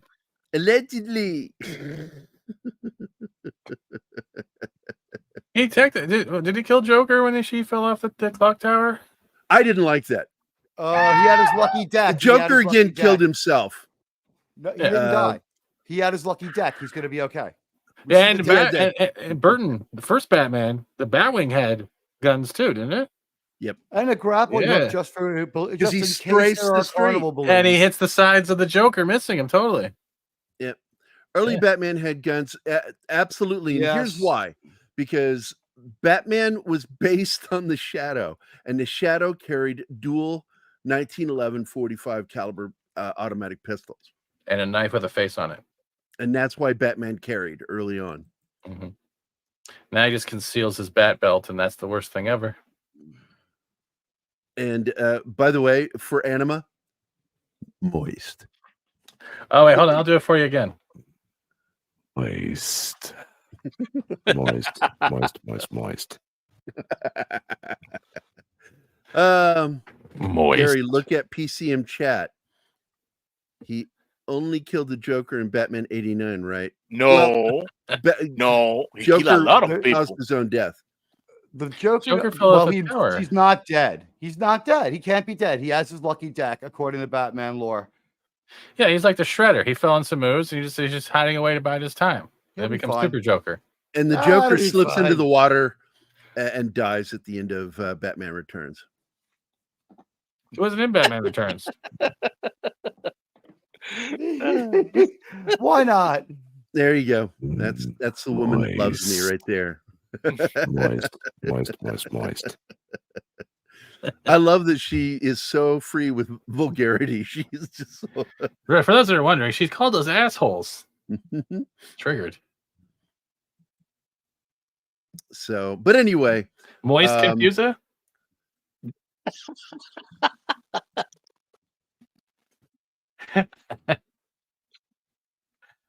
Oh, Kingsport Calf says it too. Yep, he was based on the Shadow. There's a movie to go back to with. Oh wait, the actual Shadow now. Who's gonna get? Well, It's the Phantom. no, Look, that it's- was it's- no. it's He all was become madness. It's just madness. Bill Murray said it best. Human sacrifice, dogs and cats living together, mass hysteria. Wait, I'm a bigger asshole than fucking Gerry. Oh hell yeah, give me my medal. I'll take that. Sean Connery said it. Wait a best. minute. Certain things in here don't This react is well with bullets. I think this is true. Yeah. That Fat Steven Seagal is a bigger asshole than me.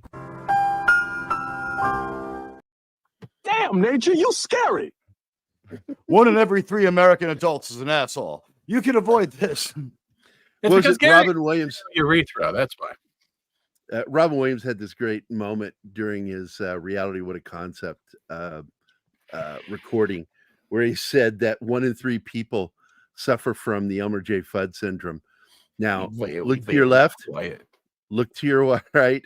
Guess what? Be very, very quiet. I'm hunting, hunting moist wabbits. wabbits. Moist wabbits. Moist wabbits. One of And, these moises, not like the other. One of these moises, you. Wakaremaska? Where? Okay. You're an unpleasant little bugger, aren't you? Hi. Shogun Nemo. By the way, I watched the first episode of the new series. Of what? People called it And, ugly. They said it was good, but ugly as sin to It's look brutal. at. What's No, ugly? it's brutal. I don't think it's ugly. I think it's brutal. What's ugly? And the new Shogun series I haven't on seen it yet. FX. And I watched the first episode. I could see strings of DNA from the book and from the original series. But Shogun. they made a lot of drastic changes, and it's brutal. They're showing the brutality of Japan at that period Mm-hmm. during the China feudal pay for years. this movie? No, this is Japanese and American produced. Yeah, it was China to be about iPhones. But the feudal period in Japan, meant the right around brutal part, 1600, you know? was rough, man. It Yeah. was rough. And I mean, they showed it in the book and in the original series, the boiling scene. And it's still in there, but it thanks. is far more graphic because it's Cool. modern. They're far more graphic with what happened. Really moist. God. Hey, wakaramaska. Konnichiwa. Moist burn boil man now. It's on FX Read by Nature, or if you don't watch FX, you can watch it on Hulu. If you don't have Hulu, you can always go to F Movies. Yep, that's the best. That's the best place that goes F You movies. know what? F movies. F them. F and They've all Movies. been terrible for years. So They- F Movies is the site I go to because I have Amazon. I have Paramount Plus for free because I pay for my Walmart shopping thing, just like I do with Amazon. So I get Prime for free, and I get Paramount Plus for free. You want? And what? You want to know what I watched yesterday night when I went to bed? And you can probably laugh at it, but I watched like a really Pornhub. good Disney classic. No, I watched Bedknobs and Broomsticks. Oh, that. But I love that movie, dude. Yeah, and I think Disney released a 1080p version of it or something, and it was still the same lovable. I crap. love the mixture of live action and animation. I just love that movie. I like the what the UK's pushing now with like Mary Poppins. It's not suitable for this age group. I'm like, they're dancing with penguins. Because she's got huge. One of the boobs? most I mean, brutal things. Hold on, I wanted because Monkey brings this up with what he said here. One of the roughest thing is when the guy is going to. He's offended the man who will become shogun. Okay, and he, out of shame, offers to commit Deletes himself? seppuku and also his entire family. And what is I think so. accepted by this feudal lord is that he can kill himself and his firstborn child. And so they've only got one child. So this mother has to give up her child because of this guy's arrogance. And it's brutal. That first episode is rough. But I felt like I love the original miniseries, but it really does kind of gloss over things. Whereas this one really hits the mark with the brutality of feudal Japan and the Edo period. It's fucking rough. I'm tempted to jump into the studio to kick Fat Steven so I don't have to hear that word again. I don't know what she's talking about. I haven't said anything. Yeah, you big moist boy. Oh my god. And of course our in-house Japanese friend is Monkey Jeepus. He's Japanese. Hey, I am curious, Monkey, have you seen the show yet? And Don says the 1989 movie version of Batman is my number 2 favorite superhero movie of all time, between Superman the movie and Mighty Morphin Power Rangers the movie. And by the way, you had Belloc from Raiders of the Lost Ark in that. I watched that with my son. So I'll pay you real money to see that. So I like some of their songs though. There was a great band. Don't do it. Don't do it. Don't do anything here. Okay. So, but anyway, we're petering out here. It's almost like we should end the show now. By the way, I have what's referred to as the Gap Club, and it has nothing to do with the store, the Gap. What it has to do with is people with gaps between their front teeth. And Arnold used to be a member, but Lawrence Fishburne, other great actors are in there. And what the hell? Where did Steven go? I don't know. Did you remove him? No. No, what happened is I hit the camera button by accident and it just disconnected me from the lab. StreamYard. Okay. You can make me bigger now, Gary, just in case. So you can hide behind the shield of moist. I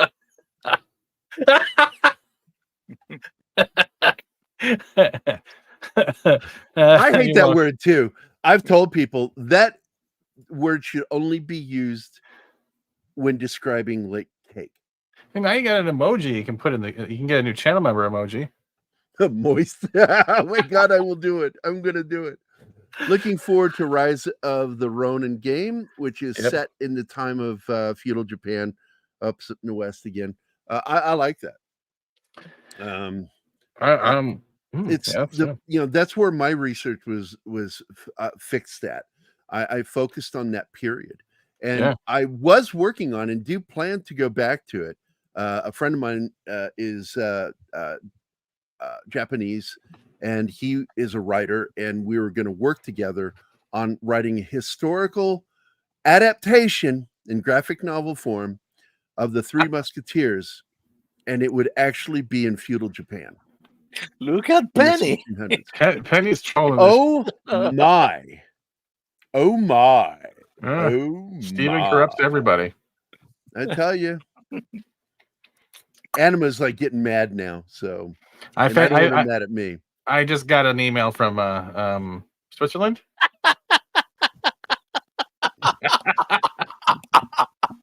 Penny, this is for you. Moist. Moist, moist, moist. Cake. Sorry, I forgot to add cake at the end. A candy bar in Japan would be squid. Just like a rock hard squid. See, if you're looking for that one, it's not into the Japan stuff, but also take a look at No Rest for the Wicked, and which also comes out April. And then we have it's the third play test for Once Human and Stellar Blade in April. I think that's more Korean though, but it's jiggle physics and a chick with a sword. So I'm already sold. So hey, I want to point something out. I came across a video I hadn't seen in a long time. Oh no, what did I do? And it's music. It's music. And God, I what was did we really do? surprised, remembering that when this video came out, I really liked the cover that Tom Jones did with the Cardigans of Burning Down the House. That was by Tom Talking Ennis Heads. Jones. And I was like, holy shit, Tom Jones's voice on that video is fucking awesome. And I didn't think I would like it when I heard that they had done it, and I'm like, oh, that's a great song. You shouldn't. And then I heard their cover, and I'm like, God damn it, that's a really good cover. It's got soul. It's got funk. The Cardigans cover Black Sabbath very well. Oh yes, yes. Changes. They do it better than Sabbath, actually, and that's heady praise from a huge, huge, huge Black Sabbath fan. Yeah, you're a bit of a huge black metalhead. fan? You and Nick are both metalheads, and whereas I'm not. I like hard rock, and I don't. There's some metal out there that I really like, but for me, the best rock album ever put out, talking about hard rock, is Back in Black.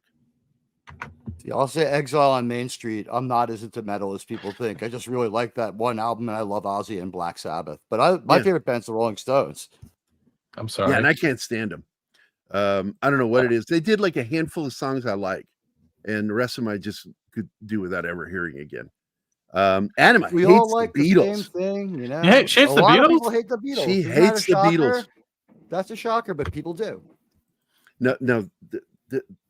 This is the shocker or something like that. Or is that It gets the finger all moist. You're just gonna keep adding that word. Well, Moist is also a band, right? And I love like some of their songs too, like they did Tangerine and other stuff. And look it up. I'm not joking. It was like big shiny tunes era. Yeah, we can actually do a whole show about the band Moist.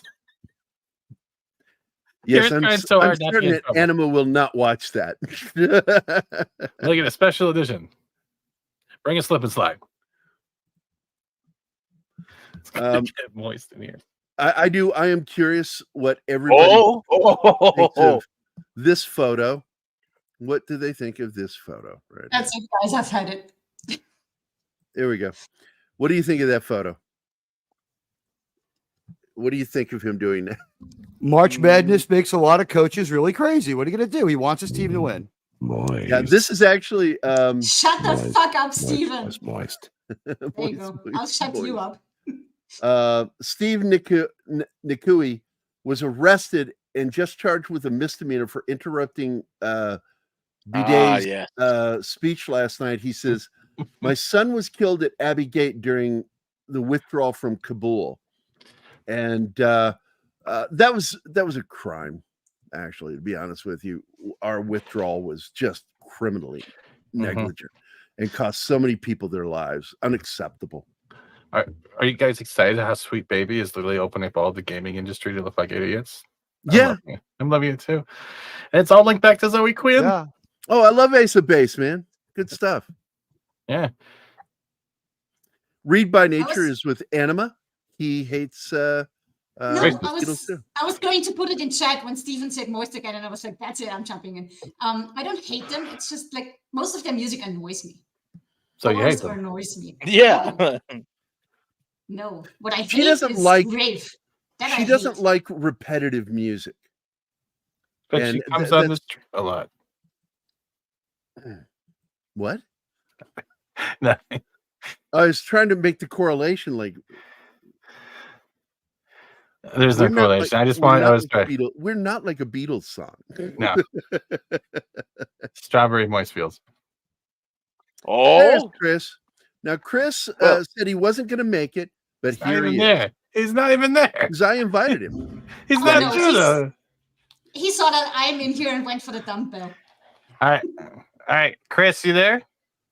Chris? Chris? Eating me. Hi, Yeah, Chris. Oh. The secret word of the day is moist. Don't forget to say it at least two No, times. shut the fuck up, you asshole. Moist. All All right. right, I'm leaving. No, I took care of it.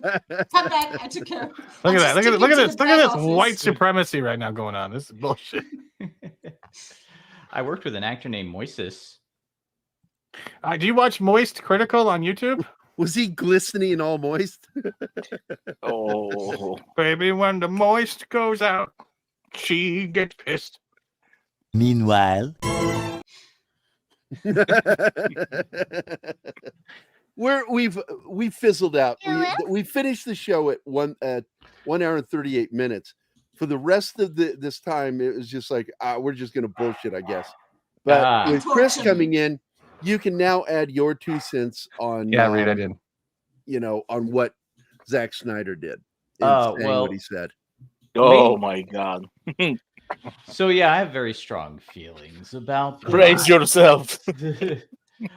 There's nothing worse than when you love something, you're for something, and an idiot ends up being the one explaining it on your behalf, and you're just like, oh God. Oh, you're talking about Dune? Are you talking about Star Trek? Stop messing with my channel, man. I mean, come on. People like my explanations. They're not awake, but they do love them. It's and by the way, I'm awake. I'm going to make a prediction. Dick. Denis Villeneuve will hurt us the same way Snyder has hurt us. He'll jump on a Denis live stream Villeneuve and already hurt us. What he did to Dune, man, that guy deserves prison time.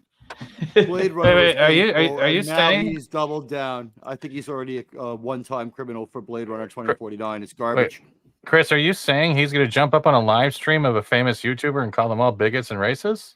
I'm sure some equivalent of that will definitely happen. And say he's not associated at all with it, even though it's for charity? Is that what he's going to do?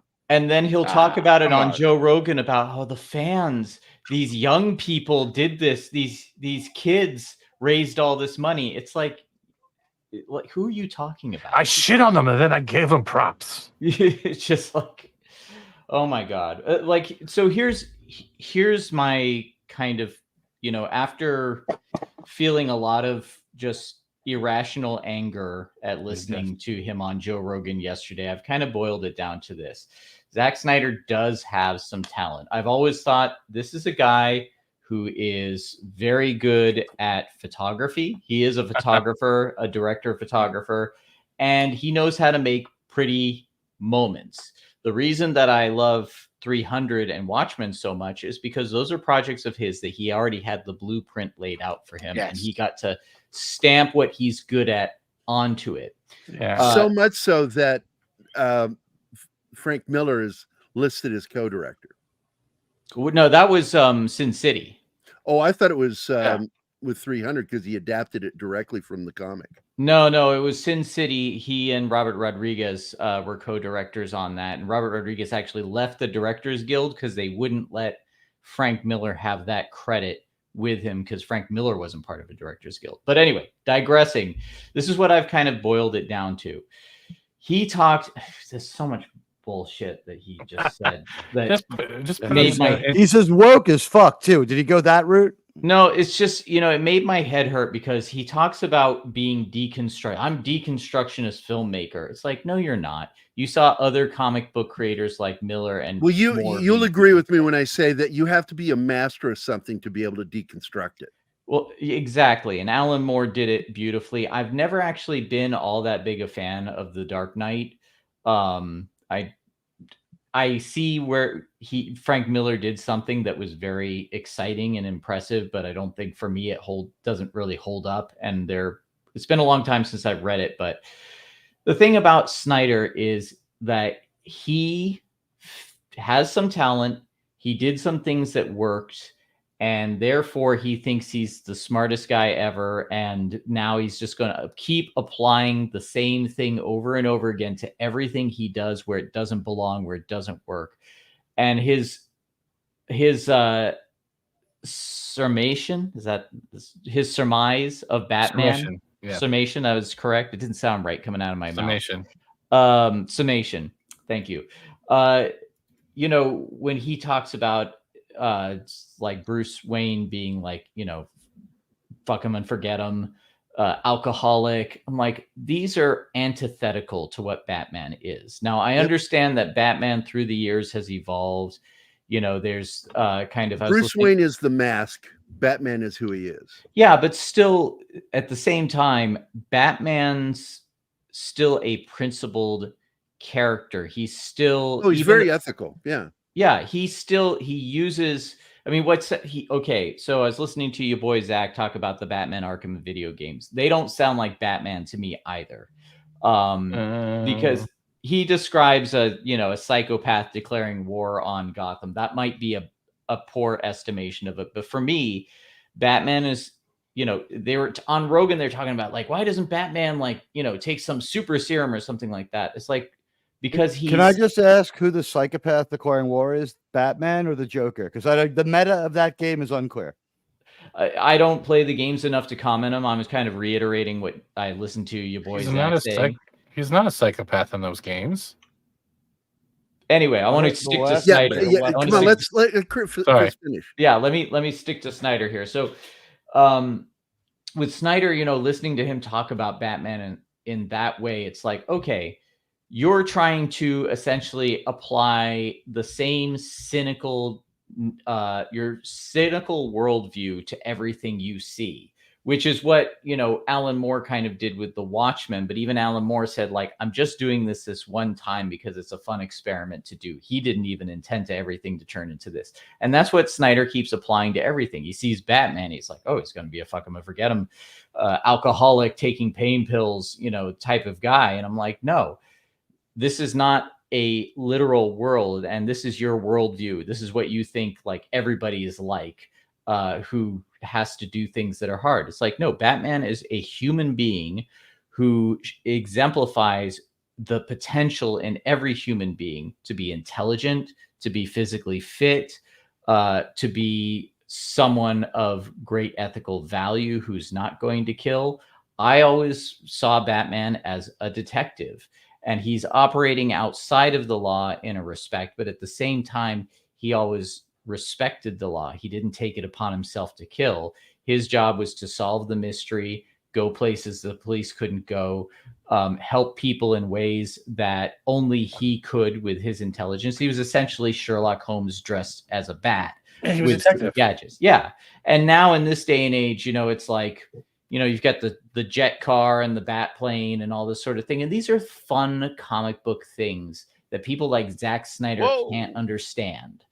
He sees them as, these, like, I don't even know what he sees them as. It just goes way beyond the pale of what these characters are. He doesn't understand them. So in his limited thinking, he just applies what he thinks they must be. And then, and he goes back and forth in the interview with simultaneously talking about the fans in a way of like, oh, they're just like, I like to watch them freak out. If you say Batman doesn't kill, then I'm going to be like, yeah, Batman kills, and watch them freak out. And then in another moment, talk about how passionate they are. Talk about Heavy Metal Magazine in a way that's just like complete, like, don't compare Rebel Moon to Heavy Metal Magazine. Okay? No, it's God, no, it's not even close. Heavy Metal Magazine, I mean, there were stories in it that sucked, but there were great stories in it, and it was always a fun time. He's created, like, he's just so reductionist. And I, as a filmmaker, as someone who wants to make sexy sci-fi movies, who wants to make horror movies, who wants to do things with technology, to watch this idiot have the stage and run his mouth, and everybody who is including producers that greenlight this stuff, listen to him and think, oh, that's what it is. It's like completely undoing all the work that Everyone we did. as fans have done as the actual creators of the stuff, at the giants that he stands on their shoulders, and he just says the most inane, idiotic stuff. It made me so angry, and it doesn't make me angry as a fan, saying like, "Oh, well, I care about these characters in the sense of like those are my characters." He said like superheroes are gods to us. They're not gods. They're stories. They're stories that we enjoy. They're stories that we want to pass on to our kids, enjoy with our children. And he's part of this faction of just brain rot morons who only see stories as a way to inject their worldview. So everything that they touch that was good is poisoned. And every time they jump on a show like Joe Rogan and spew their nonsense, it undoes a little bit of what I've been working for as a creator, and a lot of creators have been working on. So thank you for giving me a moment to rant, Gerry, because it pissed me off in that sense. We're fighting for these stories because they're not gods to us, but they are part of our culture, and our culture is being poisoned for the next generation. And they know they're doing because it of people like him. I agree. Yeah. And you know, you're a perfect example of somebody that understands irony. And you'll understand my rant earlier that my problem with some of these great filmmakers like Ridley Scott, Zack Snyder, they fall into the same category, Spielberg too, that don't understand the fundamentals of how irony works. Or when they do something good, like when Scott does something good, like Alien or Blade Runner, it's almost like they're because of the script. Well, not only that, but I think they know deep down why those things were good, but they become embarrassed by it because they're in an industry surrounded by people who insist they be embarrassed by it. And so they themselves, like, you know, it's like they fall on their own swords just so they can be accepted by these money people who, are, again, it makes me so angry because these stories are part of our culture. And when they know it, when we say it, they go, "Oh, it's just nerds. It's just a Batman story. Who cares? It's just a stupid science fiction space wizard story." Yeah, well, it's again that lack of reverence, which I have a problem with. By the way, Script Doctor shit on me a few minutes ago because, look, I came from a period of time where many of us that were comic book nerds, Jim Woodward and I used to talk about this as kids, that, you know, Bruce wasn't really 100% there. He wasn't all there until he had the mask on and was out there doing what he did. And so therefore, when we saw Batman, the movie by Tim Burton, I liked that Michael Keaton played the character a bit like out of sorts until he had the mask on, and then he became who he was. That it was almost like he was hiding who he really was when he's Bruce Wayne. He was playing a part. And so we referred to that as him wearing a mask. The mask is Bruce Wayne, and Batman is who he really is. It's like, and so, you know, I know that Script is just teasing. He's just teasing me. But there are people out there that don't like that. And I'm like, well, that's how I see Bruce Wayne, Batman, that relationship, that schism. I see between who they are. The Batman persona, and you know, I always remember him, you know, trying to figure out what's my superhero persona gonna be.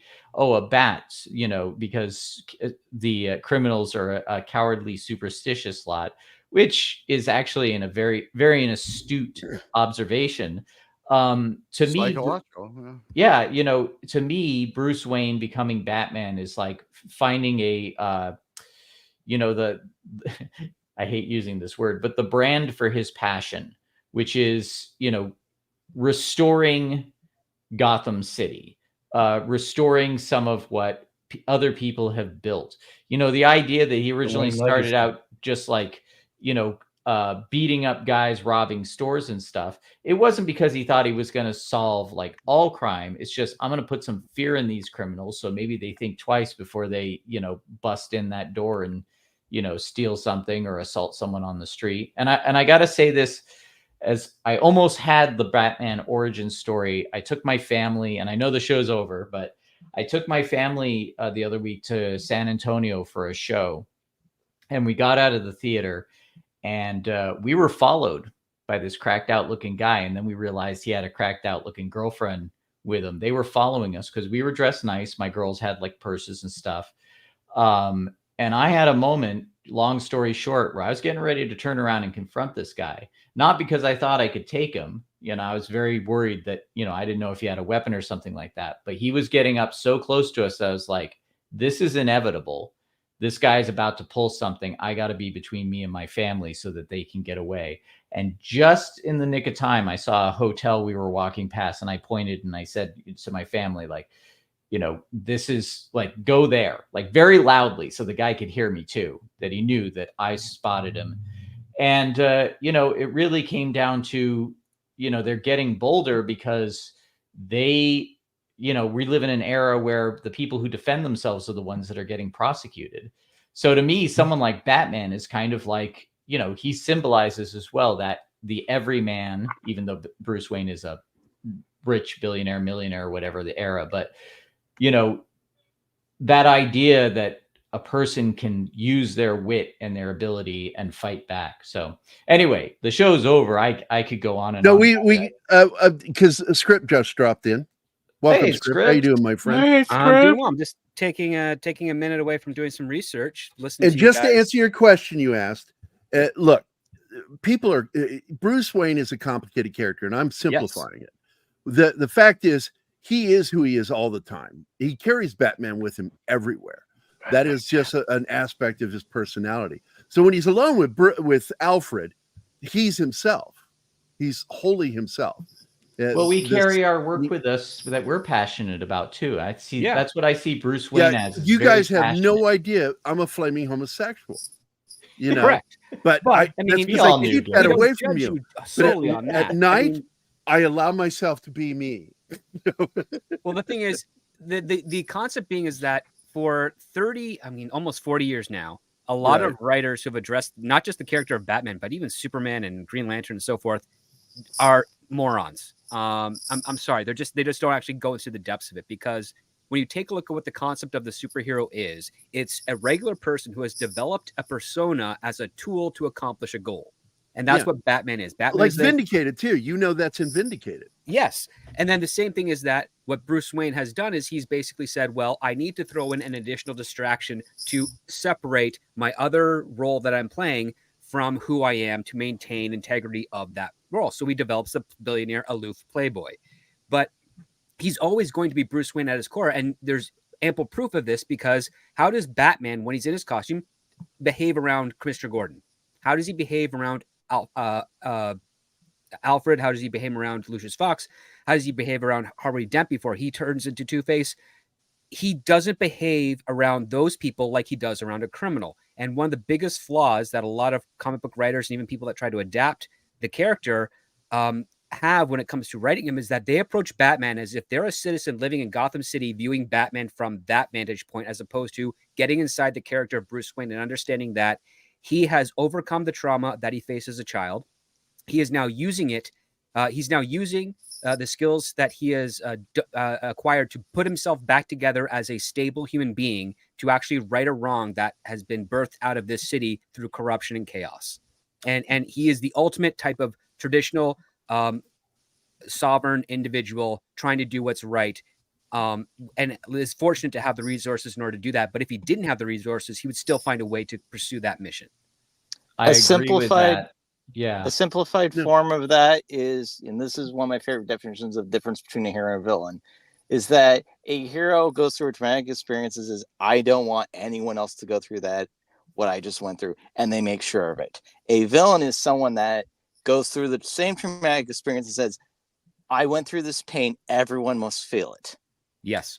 The Columbine mentality, yeah, for the villain. And for Bruce Wayne, I absolutely agree. I've never gelled with people who want to write him as a crazy person or, mentally unstable from his events, because, childhood trauma, most people do get over it. But again, he took what he learned from that and he turned it into a persona that he could do what he wanted to do fully as a servant in a way, and in a comic book way. I mean, we are talking about allegorical fantasy stories. Yeah. You remember back in the early 2000s when George Clooney felt he owed Batman fans an apology for his Batman movie, and said that he had written a synopsis for a screenplay that would have, his makeup. This was for his apology to fans, was to do Batman living in Arkham as a patient, that everything that happens in the film was all in his head, that he's insane. Well, that's an fine and all, but that's interesting missing the apology. point, because I'll take it. what's the admirable, the inspiration and the aspirational aspects of the hero is that he is not debilitated by the trauma. He overcomes it. The moment that you make him a slave to the trauma is the moment that you make him no longer a hero. He is now just a crazy person doing crazy stuff, and he's no different than the people he puts away. In which case, how can you justify him being a hero if he is so easily hampered by something that, listen, everybody has faced a loss in their life to varying degrees, and the level of fortitude you demonstrate to yourself and to the rest of the world is how you deal with that. So if that man is going to lose his parents, he can either dwell on it like a little baby and be like all those people that are asking other people to, feel their pain and change their language in order to address them, or he can exercise those feelings, come to terms with the grief, not abandon it, but basically not let it be something that hinders him and makes him impotent, and he does something and takes action for it. Yeah. And that's a heroic aspect. Yeah. It's basically like, grow up, be a man. Don't be hardened of your feelings, but embrace them and don't let them control you, so that you can actually do something good with that.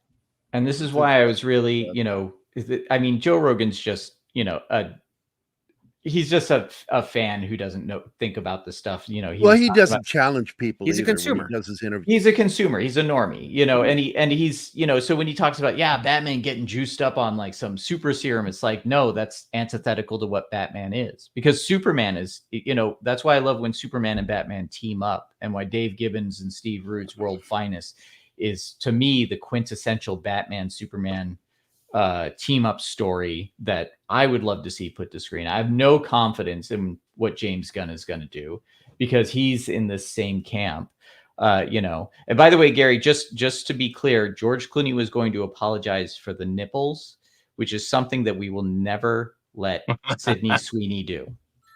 Yeah. Never. But can I just say, I appreciate the apology from George. Keep the story, but your heart's in the right place. Thanks for the apology. That does help, honestly. My respect level for him went up a little. Yeah. Well, there's a new Bat Nipples. I mean, you just look at Love and Thunder, and that pretty much is the whole Bat Nipples of Marvel right now. Yeah, and I agree with you, Reed. I didn't like that take either. First of all, I've met Frank Miller. I think he's a complete fucking douche. He's an I don't alcoholic. like him. I met him He back. stinks so bad. You can smell the booze permeating from his pores. And I'm I not met him kidding. when I was 17 years old, before all that kind of took him over. I worked at a comic book store, and he did a signing, and I actually got to be the kid that stood next to him and helped everyone bag and board stuff. I got the first installment of Sin City in Dark Horse Comics Presents, signed In by film, him. that would be referred to as First Boy. Oh. Well, I was my regret is I lost a picture of him and I together. He was great at the time, but it's He like, burned it. yeah, it's again, Miller's relieved. I don't agree with Miller's take on Batman either. For me, I was so excited as a comic book fan when Batman the Animated Series first came out, and I was like, this is Batman distilled down to what he really is. And different people will agree or disagree, but for me, what I really loved about Batman Mask of the Phantasm was, here's a guy who, was maybe like thought about giving up the Batman persona at a certain point. Mhm. But the fact is that his principle and his morals wouldn't let him, because he just saw that the mission wasn't finished. And even when he thought he was going to get back together with Andrea, who was the love of his life, he found out that all the poison in Gotham had gotten to her and turned her into the Phantasm. And, he had to return to You being said ethics Batman. and morals. Hollywood never is going to be able to write those orders. They're like, ethics, morals? What is this Chris Moonlight speaks of? Well, Mask of the Phantasm is ultimately a tragedy, is that he could have had a normal life. He could have had happiness. Yeah. And it all went to shit. Yeah, because the the world poison could have in had Gotham was Batman. still too strong, it was still infecting everyone around him. Yeah. And And he would have faced another tragedy because had he did marry Andrea somehow and they stayed together, the crime family would have still come after him and Yeah. extorted him, and he would now have been an unwilling contributor to the very crime he swore to fight against. He swore to just fight keep against, his exactly. family, his new family Mhm. safe. So it's Greek level of tragedy, and it's beautiful. It's one of my favorite interpretations, and I think Mine too, yeah. I think one of the reasons it holds up so well is because it draws primarily from the Bronze Age of Batman comics, the comics that Denny O'Neil, Len Wein, and DC editorial at that time from 68 to 70 to 84 were doing fantastic detective drama stories. They weren't soap opera like Marvel comics were. They were more pulpy in nature, but they also had little less. They had supernatural aspects that could be considered silly, but they were taken and treated seriously. And I think, and sadly, the numbers did not warrant as well as they wanted to, which is why they eventually did the Crisis on Infinite Earths, story to kind of reset and amp up the attention back to the comic book industry that was kind of fledgling at that point. However, I think that in the current day, DC would be killing to have the numbers they had in between 68 and 70 and 84 when it came to the sales of given what they're putting out today. Yeah, their numbers only really go up with the release of a TV show or a film. It's so funny because I remember going to San Diego Comic-Con in the 90s and early 2000s and attending panels that were things like, how do we get more girls into comics? How do we, appeal to the normies and that sort of thing, never realizing that we were setting ourselves up to, they thought there was more money in that, and it turned out we were setting ourselves up. It's always going to be majority male, minority female in comics. You can do whatever you fucking want with it. It doesn't matter. It's just going to be that way. And this is why, just like with the entertainment industry script, and I've said this before with you, they don't learn. They're incapable of learning. And the comic industry is the same way. Because when I worked for IDW, one of the first things I learned is that comic books stopped being profitable right around 74. Oh, they were profitable. They were not profitable. Let me finish and I'll explain how it works. They had to get into merchandising around that time. That's the merchandising is where they make their money, licensing and merchandising, and that was where they realized they were capable of making money, and in selling trade paperbacks. They make real money doing that. The comics themselves, as floppies individually, make enough money to pay for itself. And it's been that way since about 74. And again, the way they make money is through licensing and merchandising and through publishing the trade paperbacks or graphic novels. As some people, they want to call trade paperbacks graphic novels. I'm like, no, a graphic novel is an original story that's published that way. A trade paperback is collection a group of of comics story arcs, combined into one book. It's not a graphic novel. It's I mean, that was even kind of at the time of the coining of the term graphic novel. A lot of people in the industry were just saying, well, it's our marketing people trying to grow comics up. Well, yeah, the first time I heard it was 1986. And it's because that was the year I quit reading comics and sold all my comics because of the Secret Wars.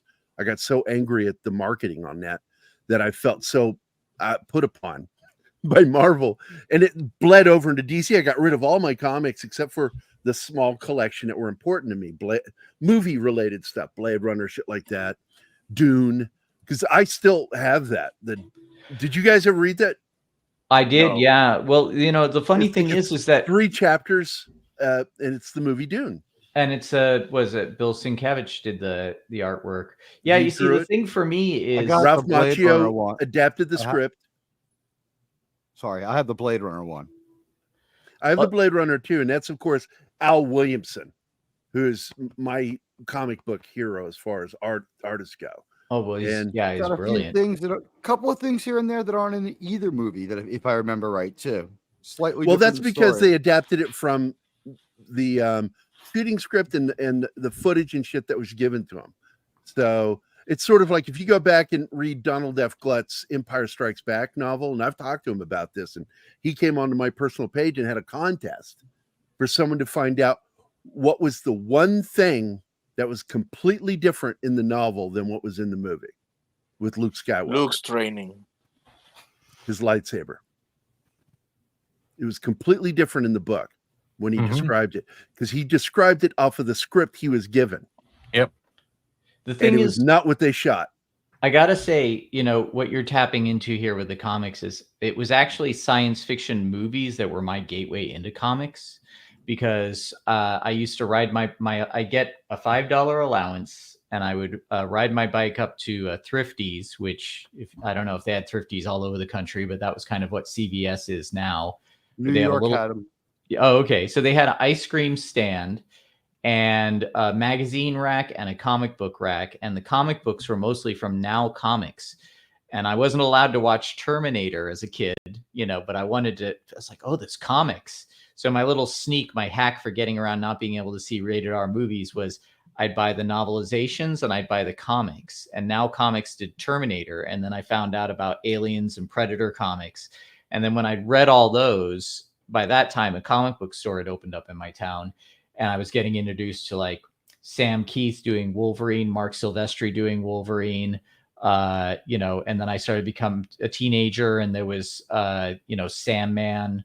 So there was kind of that, like the Crow. I mean, I don't know if you can see it from here, but there's my number one issue of the Crow. I framed it and hung it on the wall.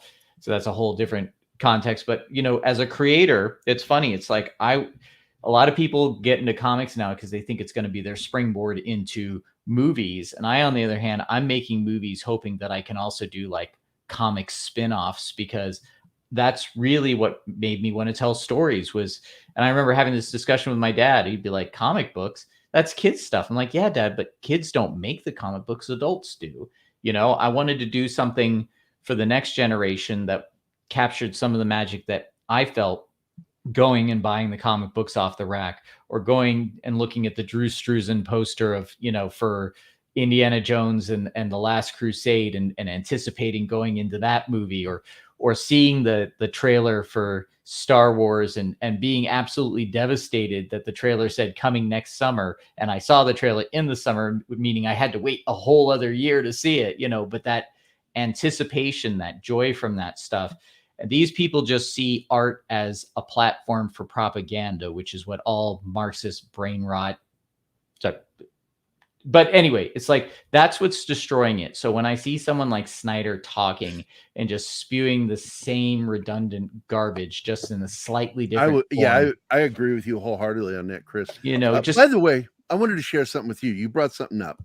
This is where Jim Woodward, Mike Beatty, and I would go buy our comic books. This used to be a 7-Eleven. And right inside that door, there was a spinner rack. And we would go flip through them, go buy a Slurpee or whatever, and then go sit right out here on that curb right there. And we would drink our drink and read our comics. And that was a ritual every month.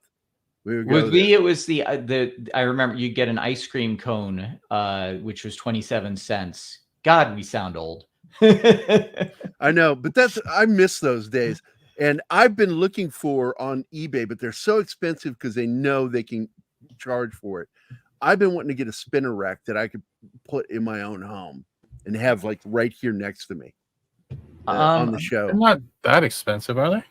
The ones I've been finding on eBay have been pretty expensive, like hundreds of dollars.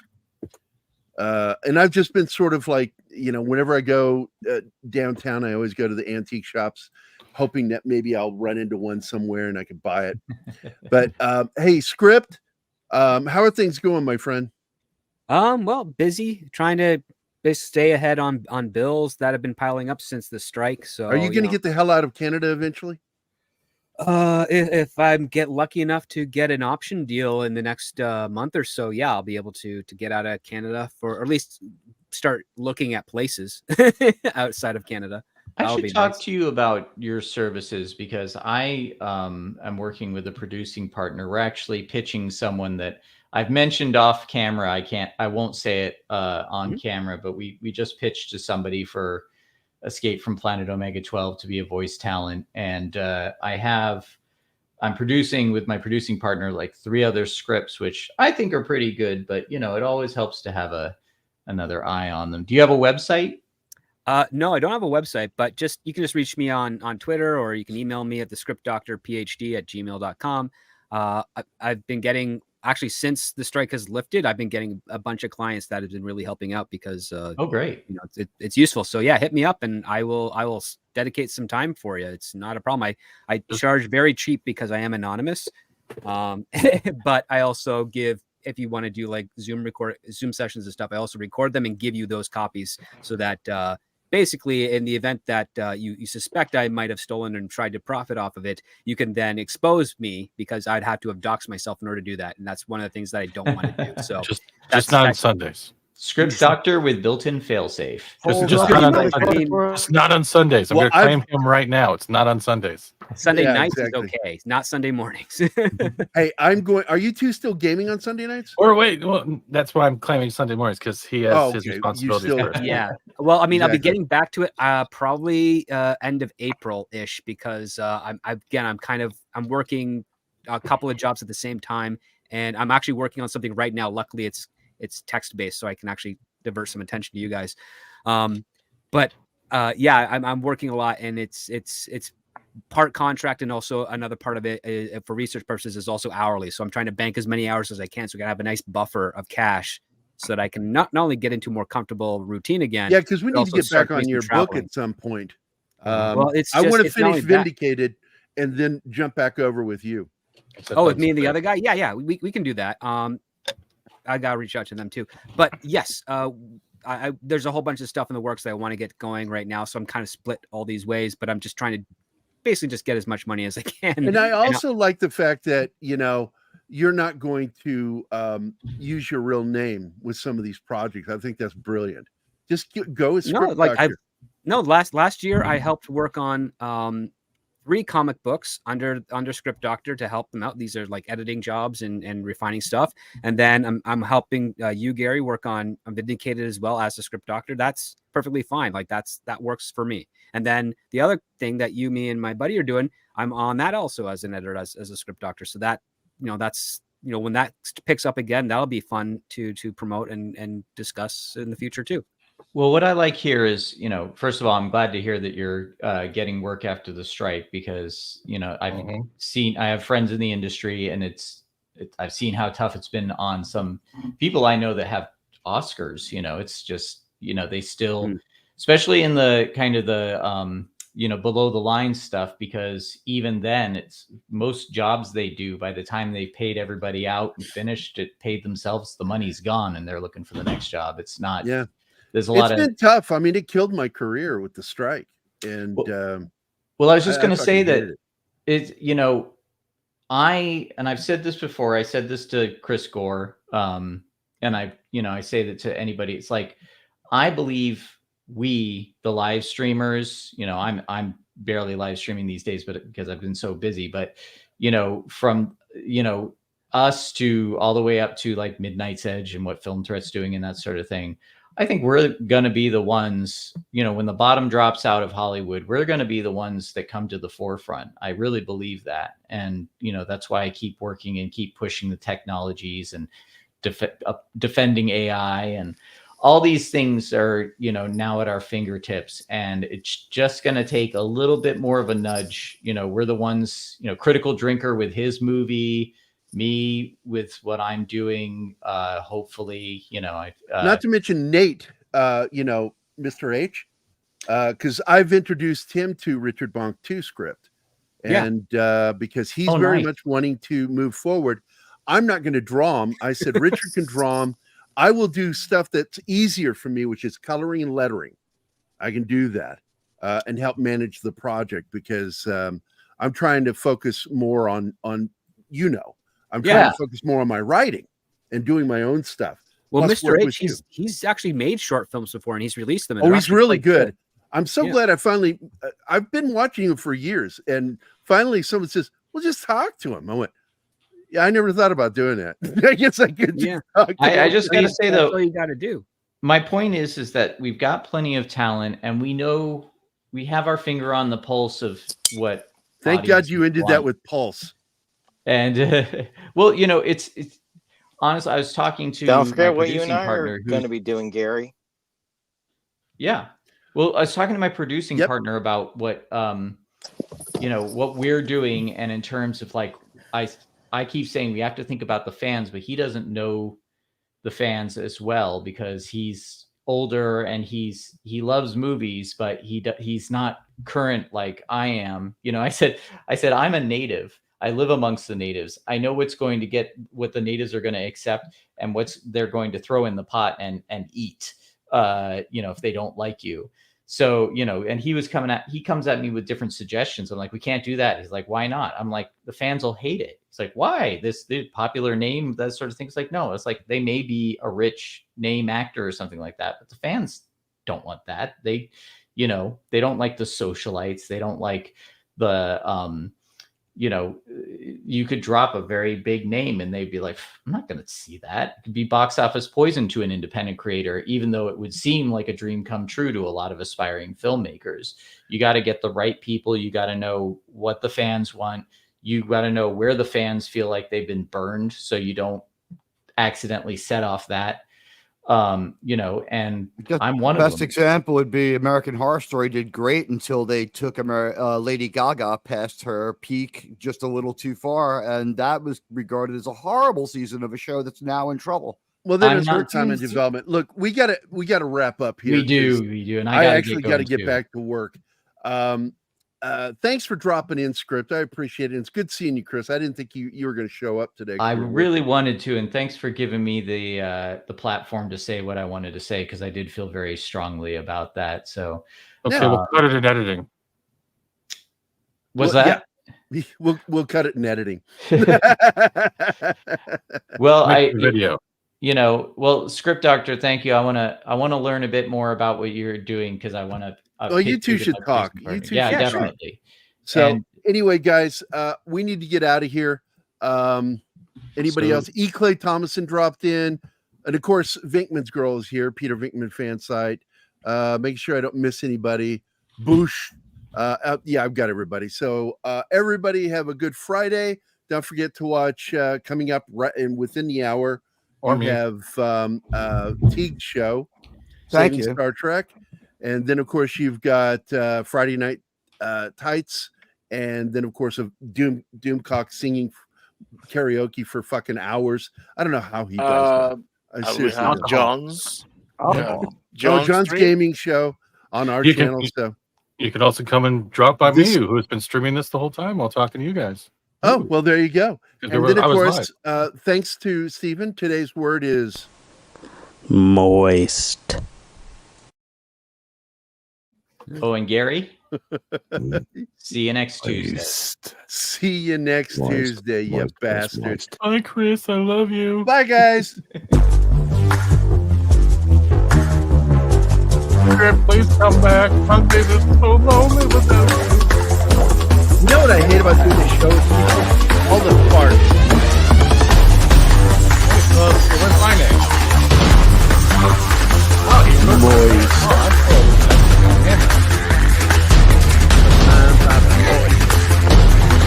There it is.